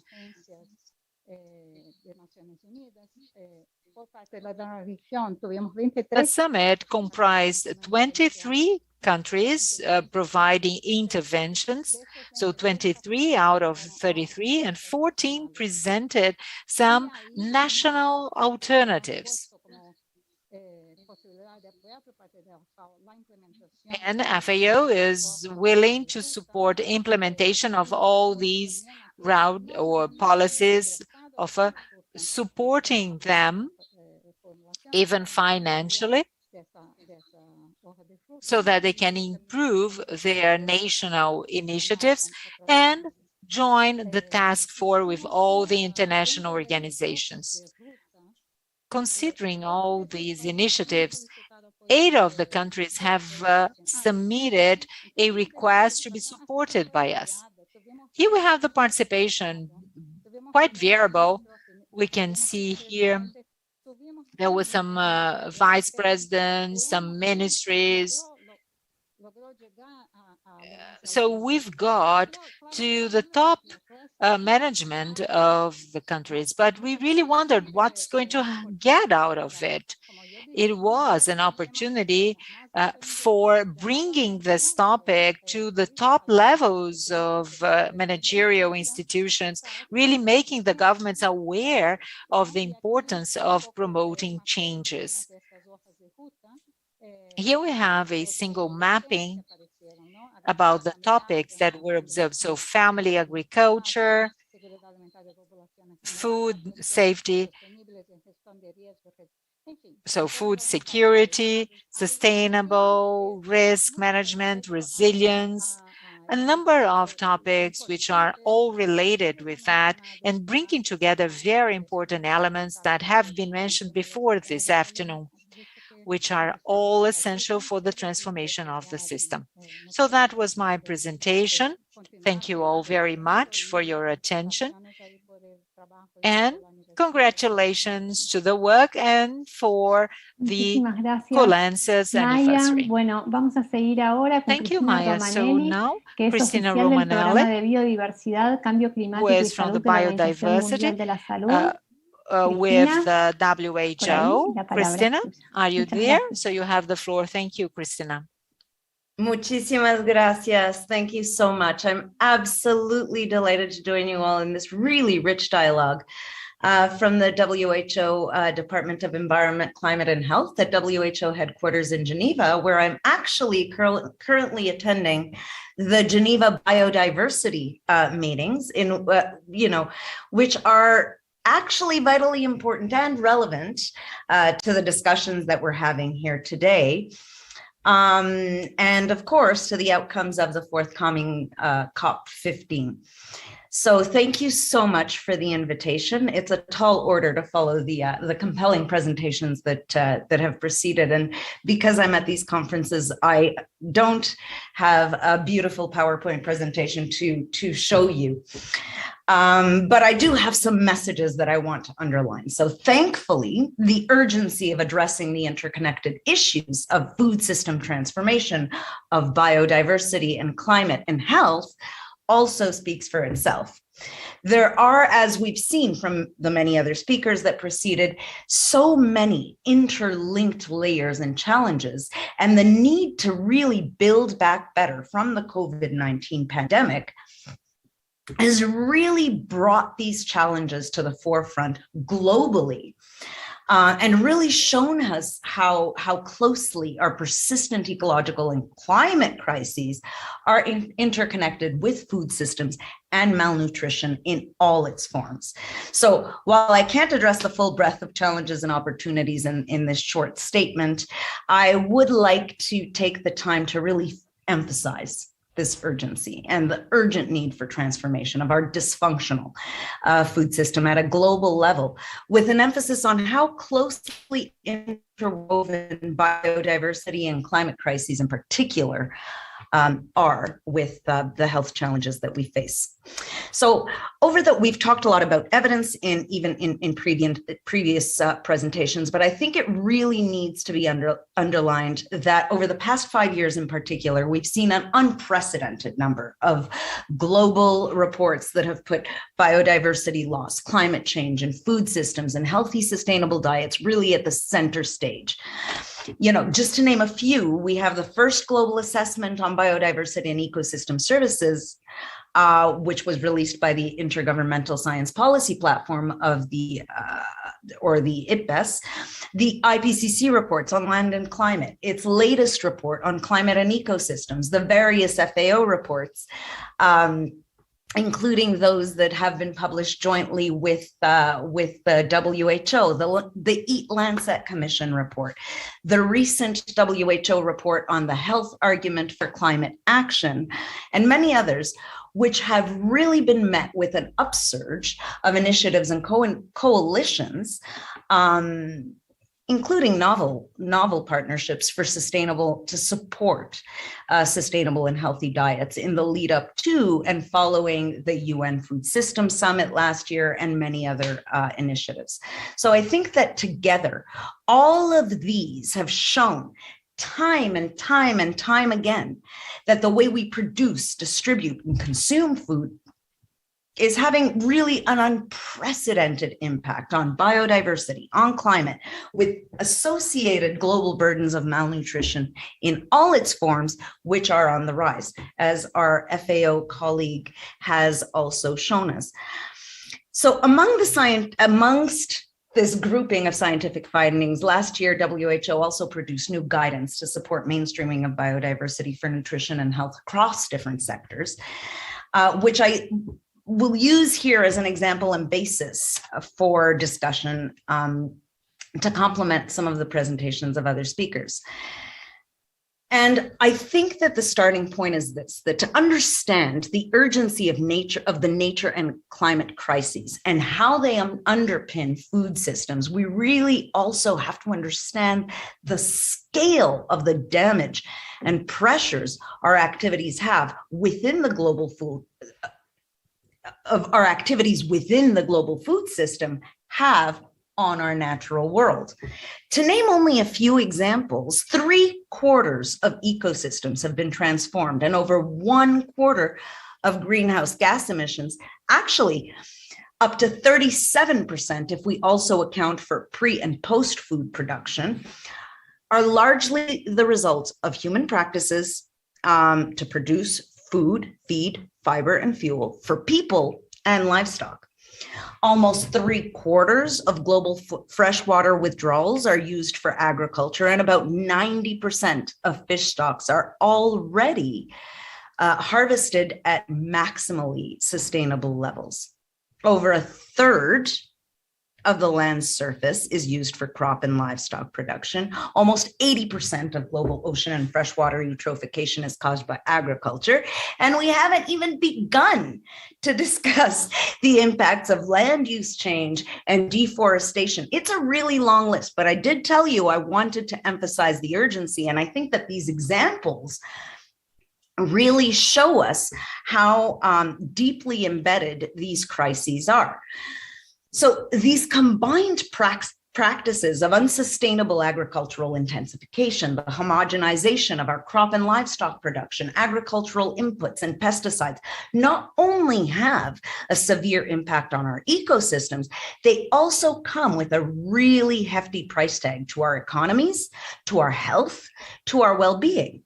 As an example of the economic impacts alone, the loss of pollinators alone. We're not often thinking about these things when we're talking about food systems, but the loss of pollinators alone, thanks to the use of herbicides, pesticides, and other agricultural practices, accounts for up to $577 billion every single year.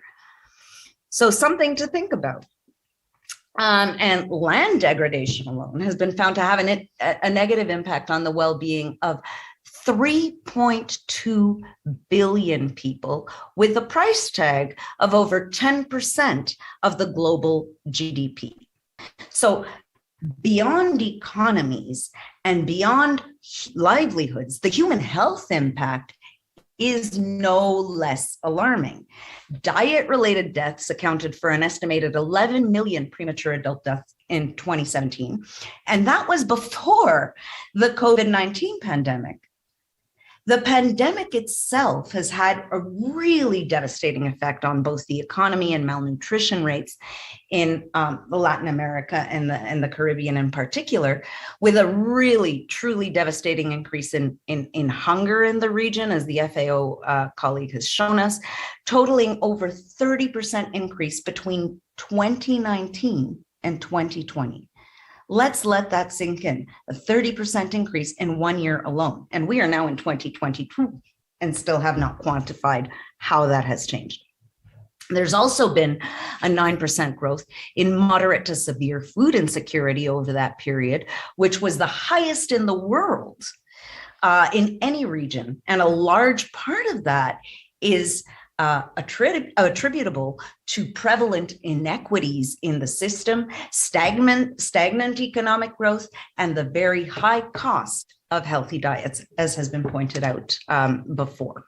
So over time, even prior to the COVID-19 pandemic, but over time, a new nutritional reality has been emerging, which was clearly exacerbated by the pandemic, but one that was already developing, one in which undernutrition, so wasting, stunting, and micronutrient deficiencies, and overnutrition, overweight, obesity, and diet-related non-communicable diseases can coexist within the same populations, households, and even sometimes within the same individual.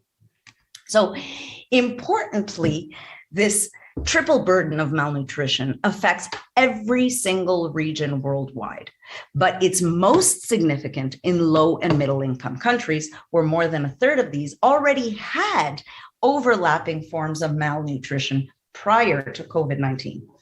It's also important to consider that the more vulnerable populations, including the poor, smallholder farmers and fishers, indigenous people, women, and children, are often most reliant on natural resources, the natural resources that essentially we're all unabashedly destroying, but they're also the least protected by social protection mechanisms, and where you will also often find weaker health systems able to respond to these growing burdens of disease.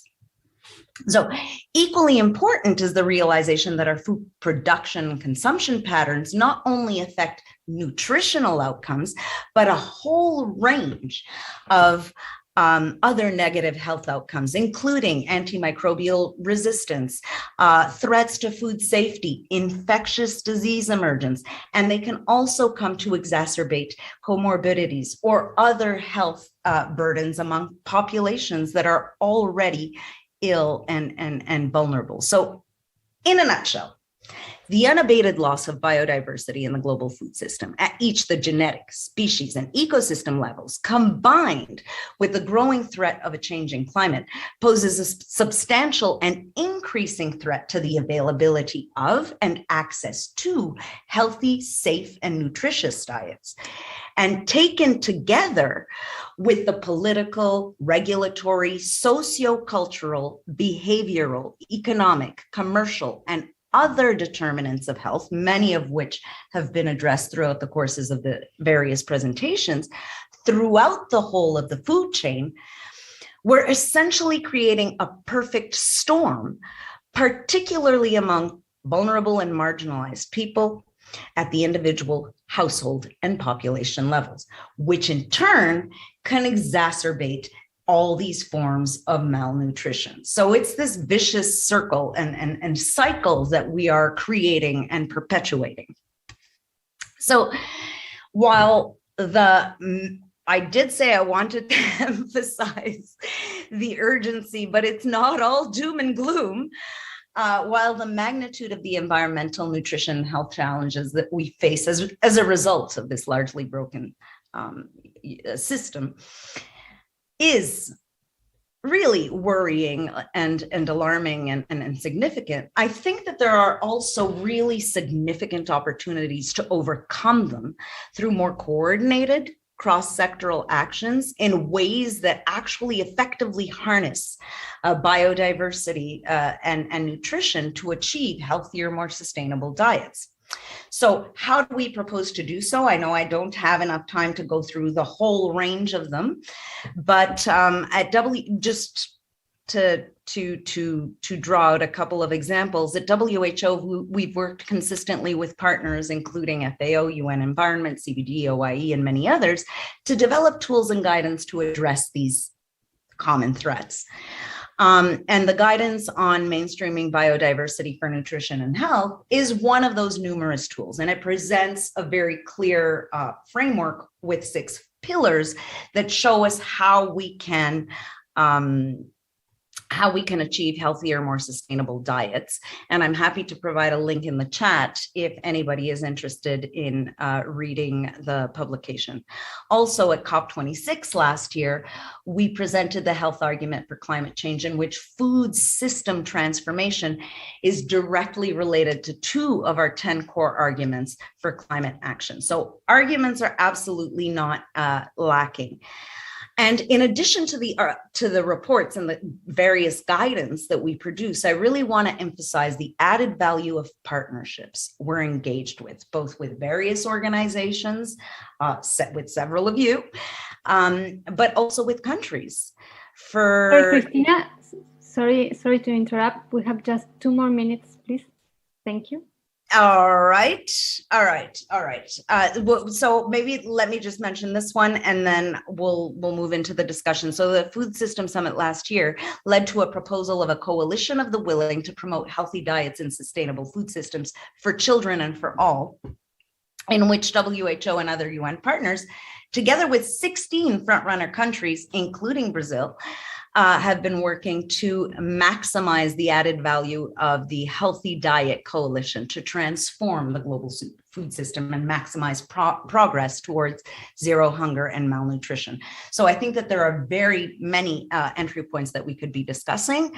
We don't have time to look at them all now, but I look forward to a lively discussion. Thanks. No, muchísimas gracias. Nosotros ahora tenemos el plan de seguir con Lorena Alemandi, que es consultora del NCD Alliance, pero Lorena infelizmente tuvo un problema familiar y no va a poder acompañarnos, así que bueno, en otra oportunidad va a poder estar con nosotras. Fue un placer escucharlas y ahora vamos a pasar a la última parte de este evento, que es la celebración del primer año de Colanza, para la cual voy a invitar a Ana Paula Bortoleto, inviting Ana Paula Bortoleto. She is from the Brazilian Institute of Consumer Protection and also coordinator at Colanza. Ana Paula, the floor is yours. Thank you very much, Soledad. It's a great pleasure to be here. Today, I'll be able to speak Portuguese, not always that is something possible. It's not every day that we have the opportunity to have this multi-language meeting. And I think that this is one of the advantages of technology. Despite all challenges, despite the language barrier. Please allow me to share my screen.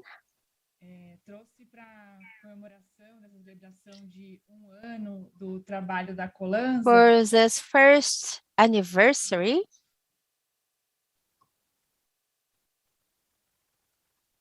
just a moment.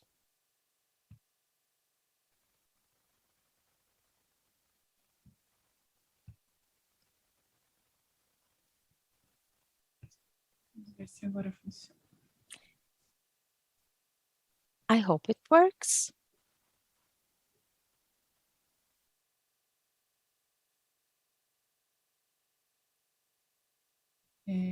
Esse é documento que eu não vou apresentá-lo todo, mas... This is a document, and I'm not going to go over the entire document, but it's a document that puts together all the activities carried out by Colanza over this first year.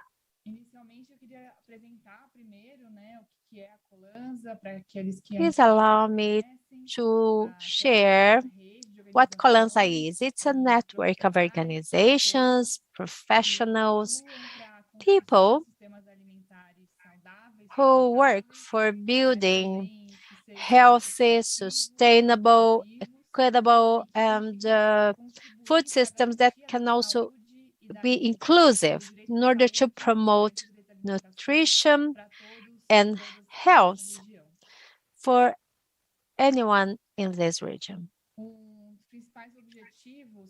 The major goals of our organization is to promote meetings. We want to be a meeting space that allows us to exchange, to disseminate what's new, to discuss strategies that will ensure the development of these food systems, and also discuss public policies that will allow us to move forward regarding these food systems. And we're talking about public policies that are based on science, with no conflict of interest with organizations concerning their businesses. In order to be a Colanza member, you just need to agree with our manifest that's available at our website, and also to declare that you don't have any conflict of interest. If you are a consultant, for example, your practices or your product should not present a conflict of interest with what we are pursuing. So, for example, ultra-processed foods or agrochemicals, for example. We have built up experience over this first year. Some of them have already been discussed this afternoon. I apologize because I cannot change pages here.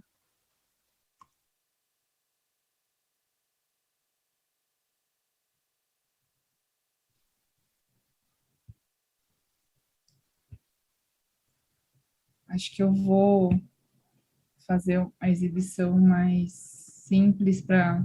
I think I'll try to simplify so that at least you can see the document.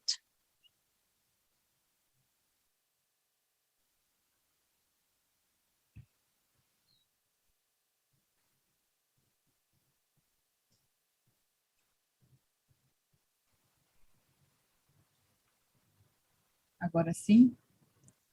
I think that it's working now. Let me try. You may think it's just 1 year, but we have certainly carried out so many activities so that we can move forward with the public policies. In this report, we just highlight some examples. For example, one regarding food from North Carolina University. And you can see how many countries have evolved regarding the promotion of healthy diet, also nutrition at school, regulatory measures implemented in different countries. But we obviously face a major challenge ahead of us, and we expect Colanza to increase its footprint. Everything starts back in 2016, when a group of researchers and some civil society organizations got together in order to discuss, and that has been going on since then,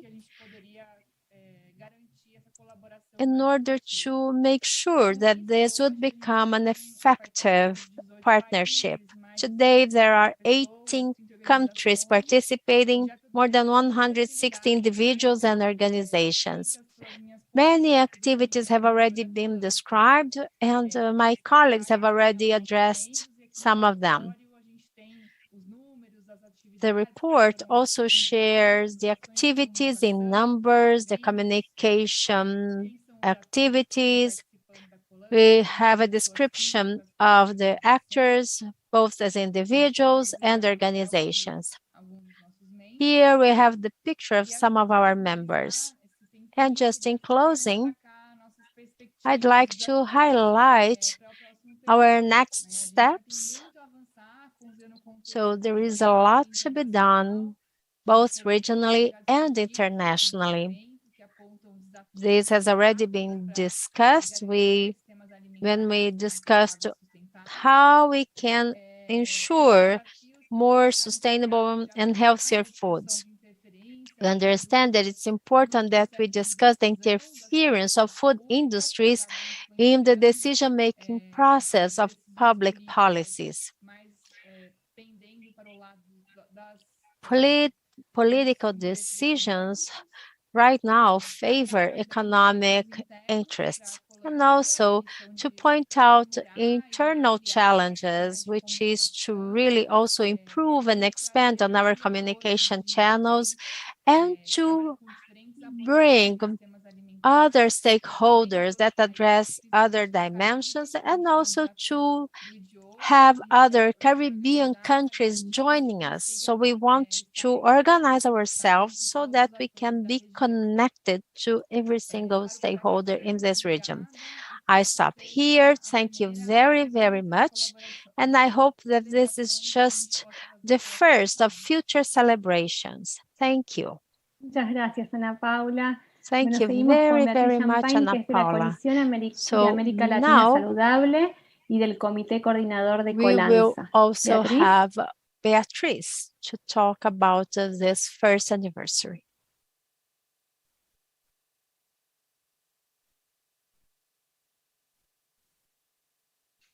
Adelante. Gracias, muchas gracias. Un momento para poner mi exposición. Thank you very much. 1 second and I'll be ready. Discúlpeme, a lo mejor me tomo un momento más. Just 1 second and I'll be ready to go.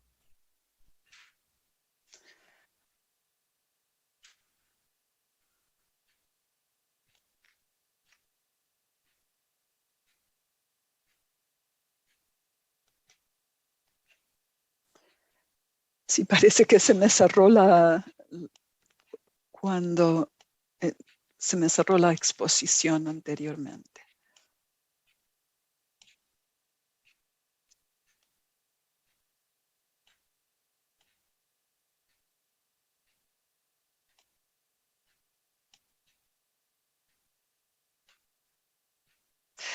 Muy bien. Ante todo, quiero celebrar. I would like to start by celebrating with all of you this first year of Colanza.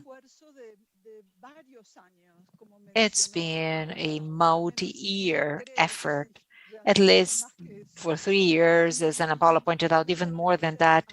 And I would like to thank Robert, Greg, for the support that they have given us and the provide of organizing Colanza. And I would like to thank IDAC, which has been the leader of this coordinating committee that has taken us to this final organization. I would like to start by saying that there is one of the key characteristics in our region, which is really what provides that success that you've all mentioned. Our region has really evolved in the areas of nutrition and smoking-free area. And why is that? Because in our region, we have this high sense of solidarity, and we tend to be very generous. So it means we work quite well together, and we can help each other to promote our knowledge and also to deal with changes in policies and institutional changes in all our countries. This is the characteristic that has ensured Colansa to have such great breakthrough, because we have complementarity. I would like to say how CLASS, the Coalition for Health America, complements with the others, because there is something unique to offer at Colansa, which is its focus on political actions. CLAS, my organization, is an alliance that promotes health policies in non-transmissible diseases. It really encourages the exchange of experience in our region to really obtain political positioning. We support countries during political process, and we also represent the region in international instances.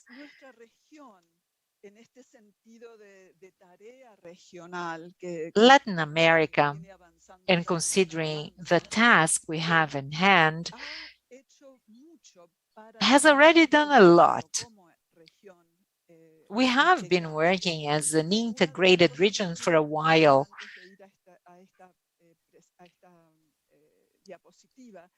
And it's important to emphasize that last year, we created a regional agenda comprising a number of common aspects with what Colansa had as its mission.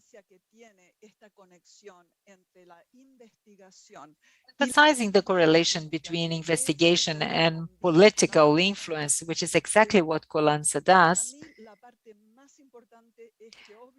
the most important thing to me is that we have always really moved ahead, but I think Colansa can really bring together the academic part and political influence. There are a number of challenges, and I would like to emphasize two of them.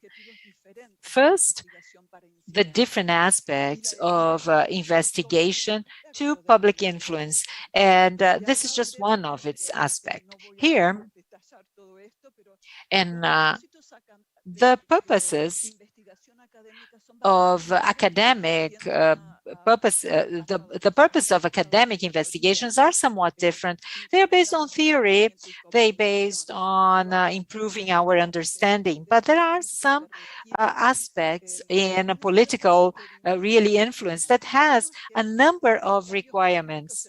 First, there are political changes in our country, which really require us to move very fast and to change what we do in policies.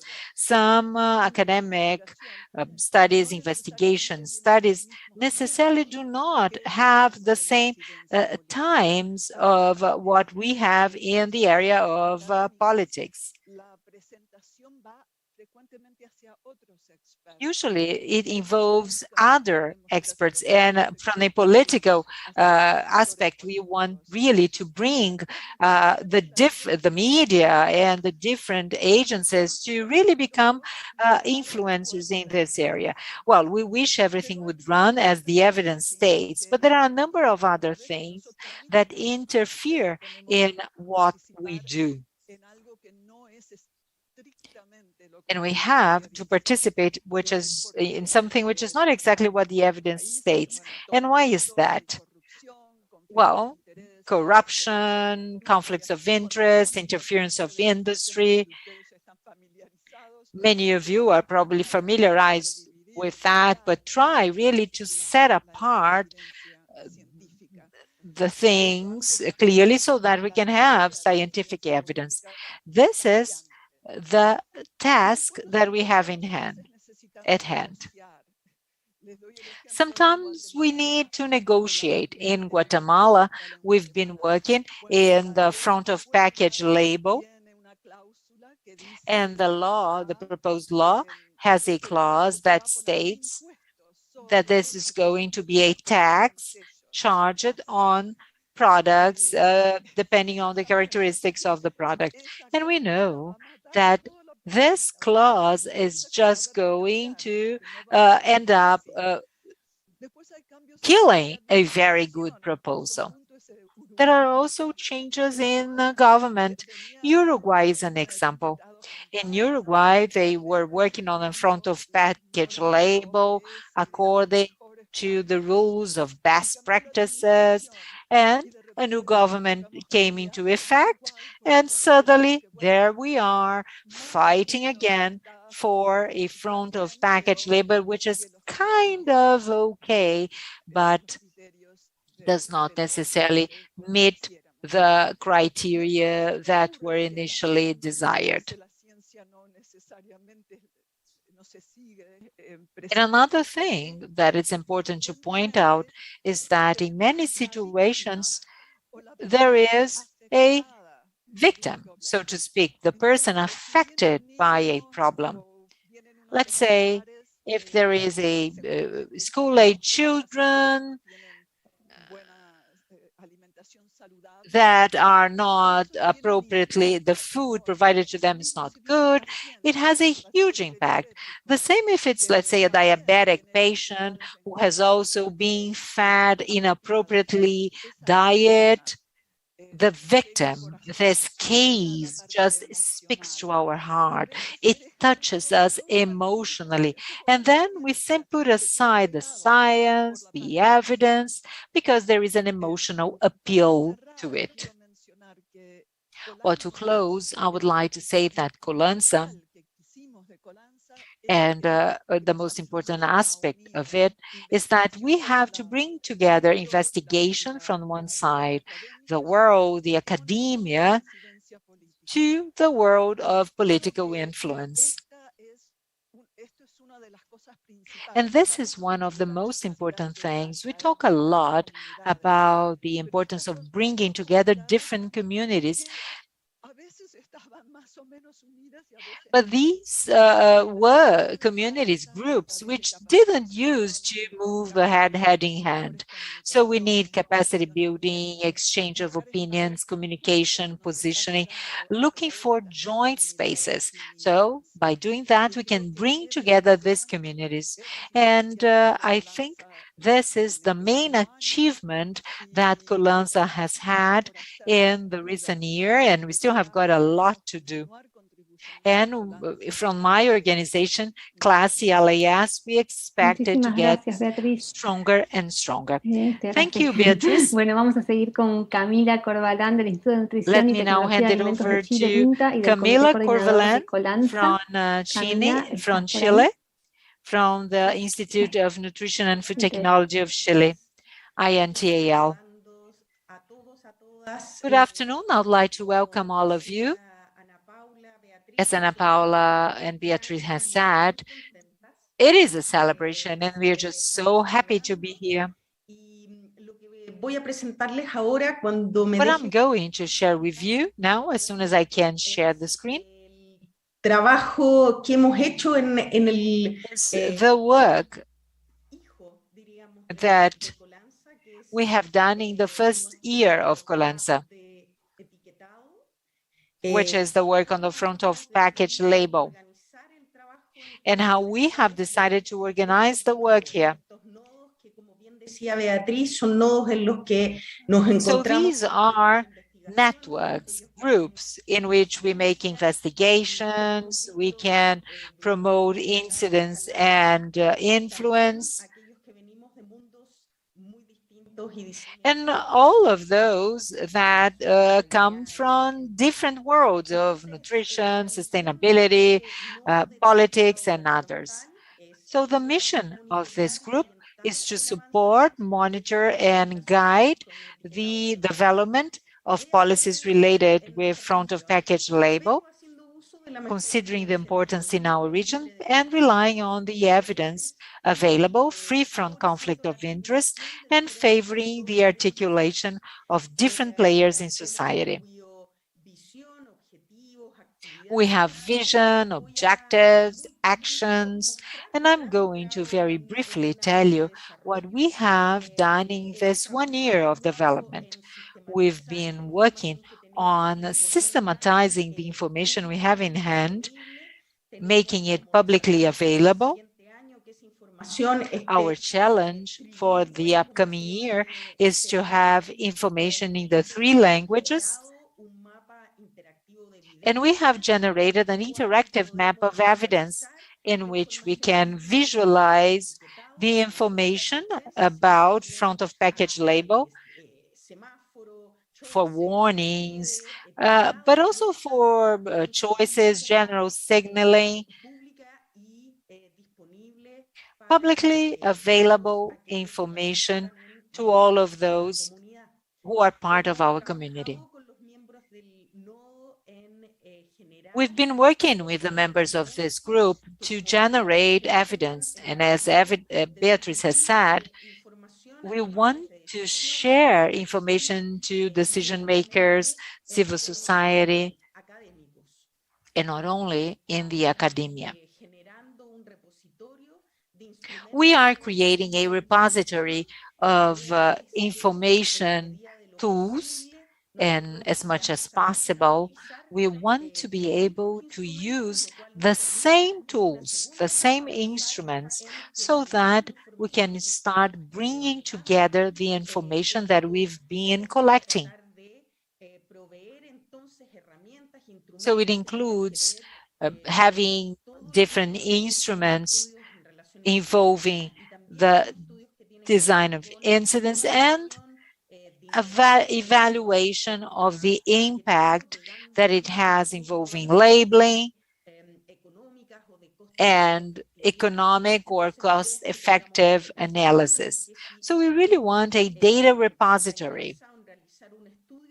Let's say someone is interested in carrying out a study, he or she will refer to this repository. The idea is to develop projects in which we can make comparisons. So we want them to be based on available data.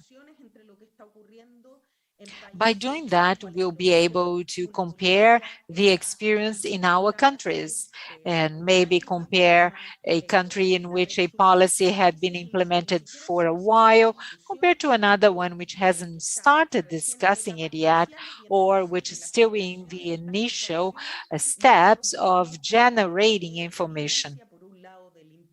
We want to gather evidence about the impact and also showing the decision makers of countries where things are not so developed, what are the discussions that we have had? What are potential opportunities that we have towards implementing more effective policies? We have been a part of some academic activities, some activities of the UN, and also some activities with decision makers, delivering information as much as possible. We have been working with CLAS under its guidance, and we have databases that provide mapping the main players in the region. Just to close, let me show you this first child, so to speak. We have nearly 600 members actively involved. And the future, we look forward to having even greater expansion. We want to have more people on board so that we can keep on expanding the community of Colanza.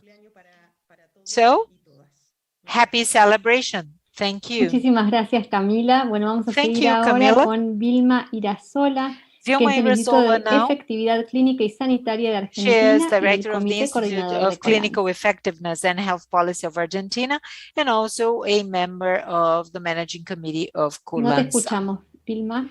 We cannot hear you yet, Vilma. No. Sorry, cannot hear her.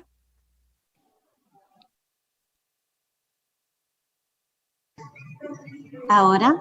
Ahora sí. Muchas gracias. Bueno, muchas gracias. Para empezar. Thank you very much. I would like to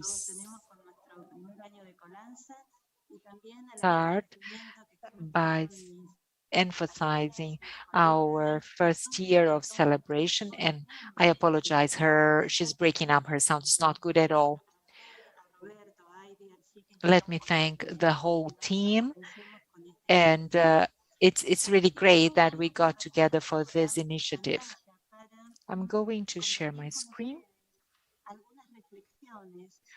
to share some of my thoughts about gender focus in the projects we are working on. In Colanza, we promote some actions and projects of political influence, and we also focus on gender differences. And there are different approaches of the topic.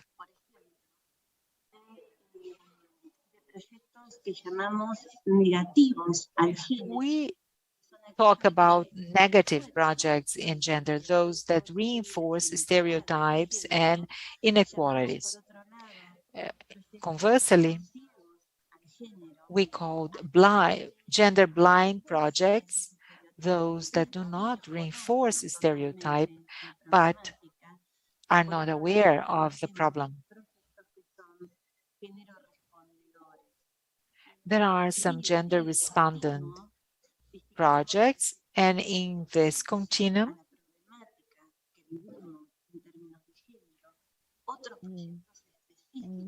we get to specific projects for some projects related with gender, really coming to transformational policies. And once again, I apologize, her sound is really bad. We want to get very durable transformation. A transformation of roles, norms, and rules. These are projects that contemplate deep changes and promote strategies to lead to progressive, durable changes. And the strategies involve those affected people and incorporate roles and perspectives, really depending on knowledge. Que pronto estará disponible de manera abierta para ayudarnos a evaluar. Colanza will be made a tool available free of charge so that we can resume our research activities and also to influence policies regarding gender issues. And we expect to quite soon share this tool with all of you. And we hope that that supports us in assessing our project. Thank you very, very much for your attention. I try to be very brief, but I want to reassure you of our commitment towards the gender issue muchísimas in gracias. our countries and Celebro mucho worldwide. todas Thank las you very mujeres much. que fuimos Thank en este you. encuentro.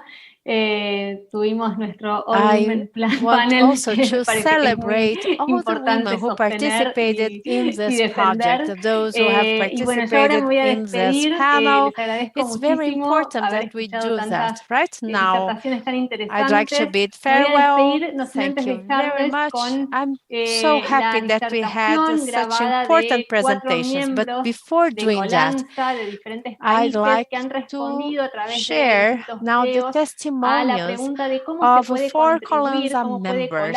So they pre-recorded videos telling us how Colanza can help us in changing food systems. So let's have their replies. So we have 2 colleagues from Mexico, Camila from Brazil, and Luciana from Argentina. So I'll leave you now with these pre-recorded testimonials. Hello, everyone. I'm Simon Marquez. I'm the director of the National Public Health Institute in Mexico. I'm very pleased today to extend a warm greeting and to celebrate this first year of Colanza.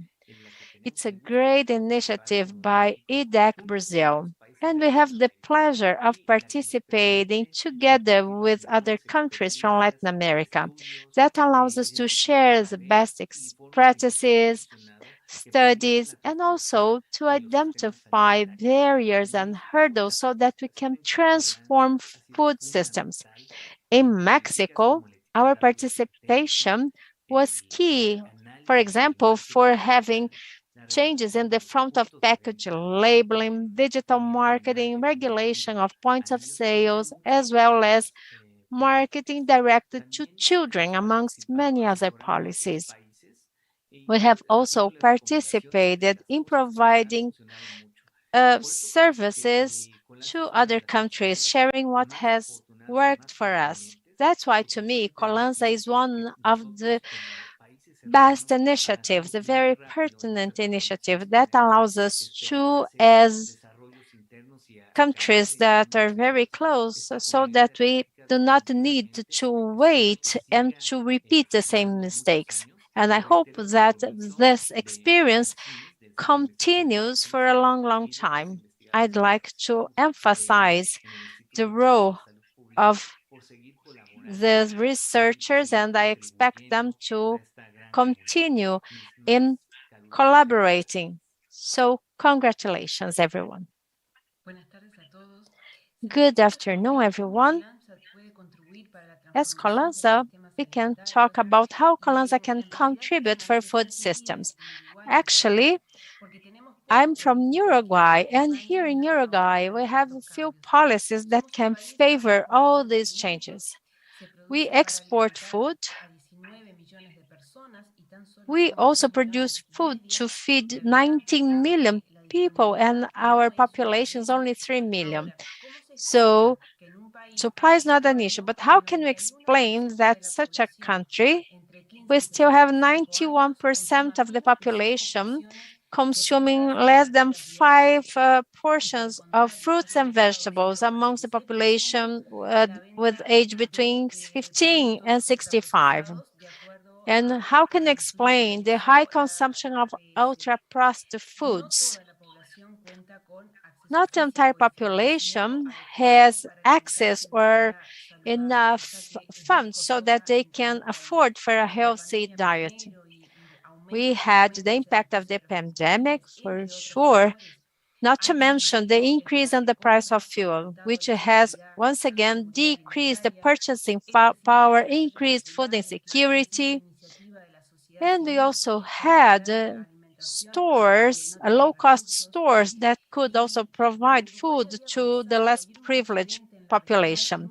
Uruguay had also launched a series of measures that contributed for improving diet as a factor that can either protect or that can represent a risk factor.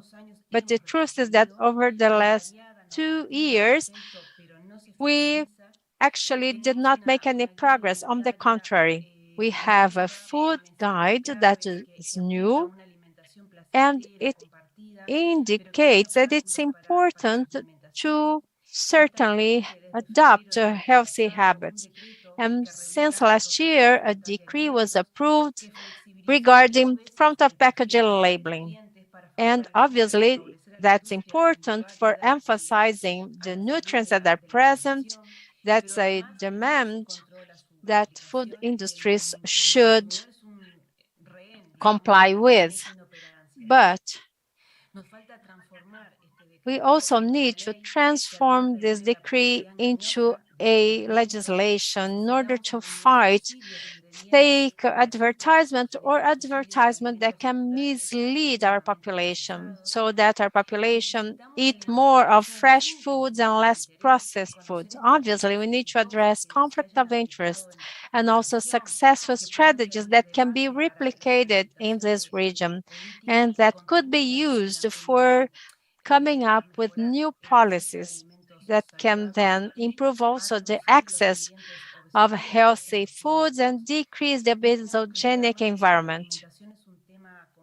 We know that diet nutrition is a very complex issue, and there are multiple factors that should be considered: education, the economy, nutrition, production, and also to decide what kind of society we want to have in the future. But it's important that we coordinate and articulate different actions. It's important to have that well organized, otherwise it's going to be very difficult, and certainly that also evokes human rights. I believe that Colanza can help us by promoting exchanges of evidence of initiatives taken in the public area.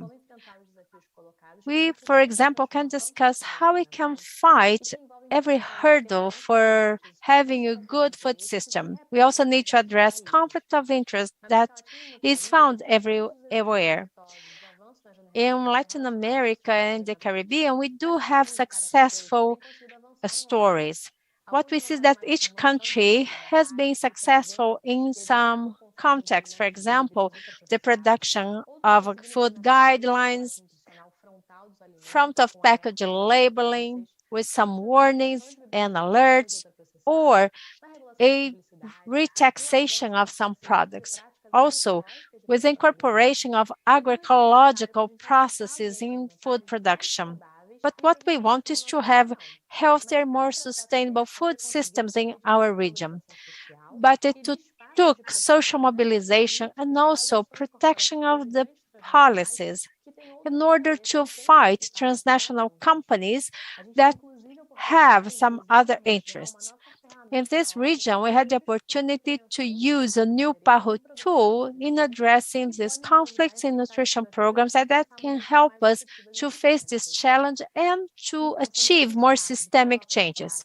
So as for this means to promote this discussion, this exchange, it also allows us to be more strategic, to create a virtual circle that can also help us in developing policies and in the decision-making process so that we can transform these food systems in order to promote health, sustainability, and social equity. Good afternoon, everyone.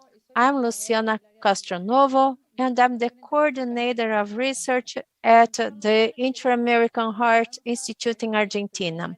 I'd like to greet Colanza for its first anniversary and also to commend everyone for this initiative, which is to change food systems. In this sense, the work of Colanza is key so that we can promote the exchange of the different experiences carried out in this region and to think about how we feed ourselves. With regard to food systems, that implies not only developing new research tools with the purpose of understanding the causes and consequences of such practices that today are commonly found in our environment, considering the production up to its supply, and also to consider public policies that allows us to have a healthier, more sustainable food systems. In that sense, it's necessary to have the articulation of different stakeholders, be it in production, food science, and it's key and necessary so that we can certainly improve our systems. Colanza's work is key so that we can promote this synergy between different stakeholders in different countries and different systems. We believe that we have succeeded, for example, with regard to the front of packaging labeling, owing in part for the dialogue between the different organizations present in this region that have allowed others to also progress. This work, this collaborative work, has also allowed Latin America to today have our set examples for the entire world. I know that we have future challenges, which is to ensure that the entire population has access to sustainable and healthy foods. In that sense, we certainly takes articulation of different stakeholders, and that's why Colanza's work is so fundamental.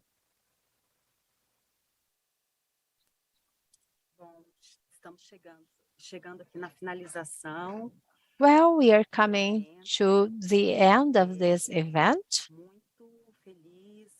I'm very, very happy with the participation and for having you joining us, the panelists.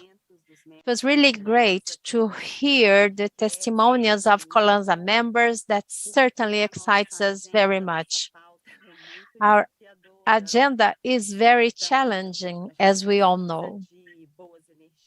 And that's why we certainly need this positive energy. It takes not only energy, but also teamwork. And little by little, we have been supporting each other. And now, after 1 year, we feel stronger as a team, as a coalition, in fighting for more sustainable and healthier foods. And I hope that you feel the same, that you feel as excited as I am, that we have carried out good work. We have concluded this project, but this certainly does not determine the end. On the contrary, this is just the starting point so that we can keep on fighting in order to change food systems. The same applies to Colanza. We understand that this regional articulation, in order to promote this kind of change, really Colanza provides us with that environment. So I'd like to thank Colanza members. I'd like to thank you all for joining us. Once again, IDRC, Wellcome Trust, our partners. And let's continue together. Thank you.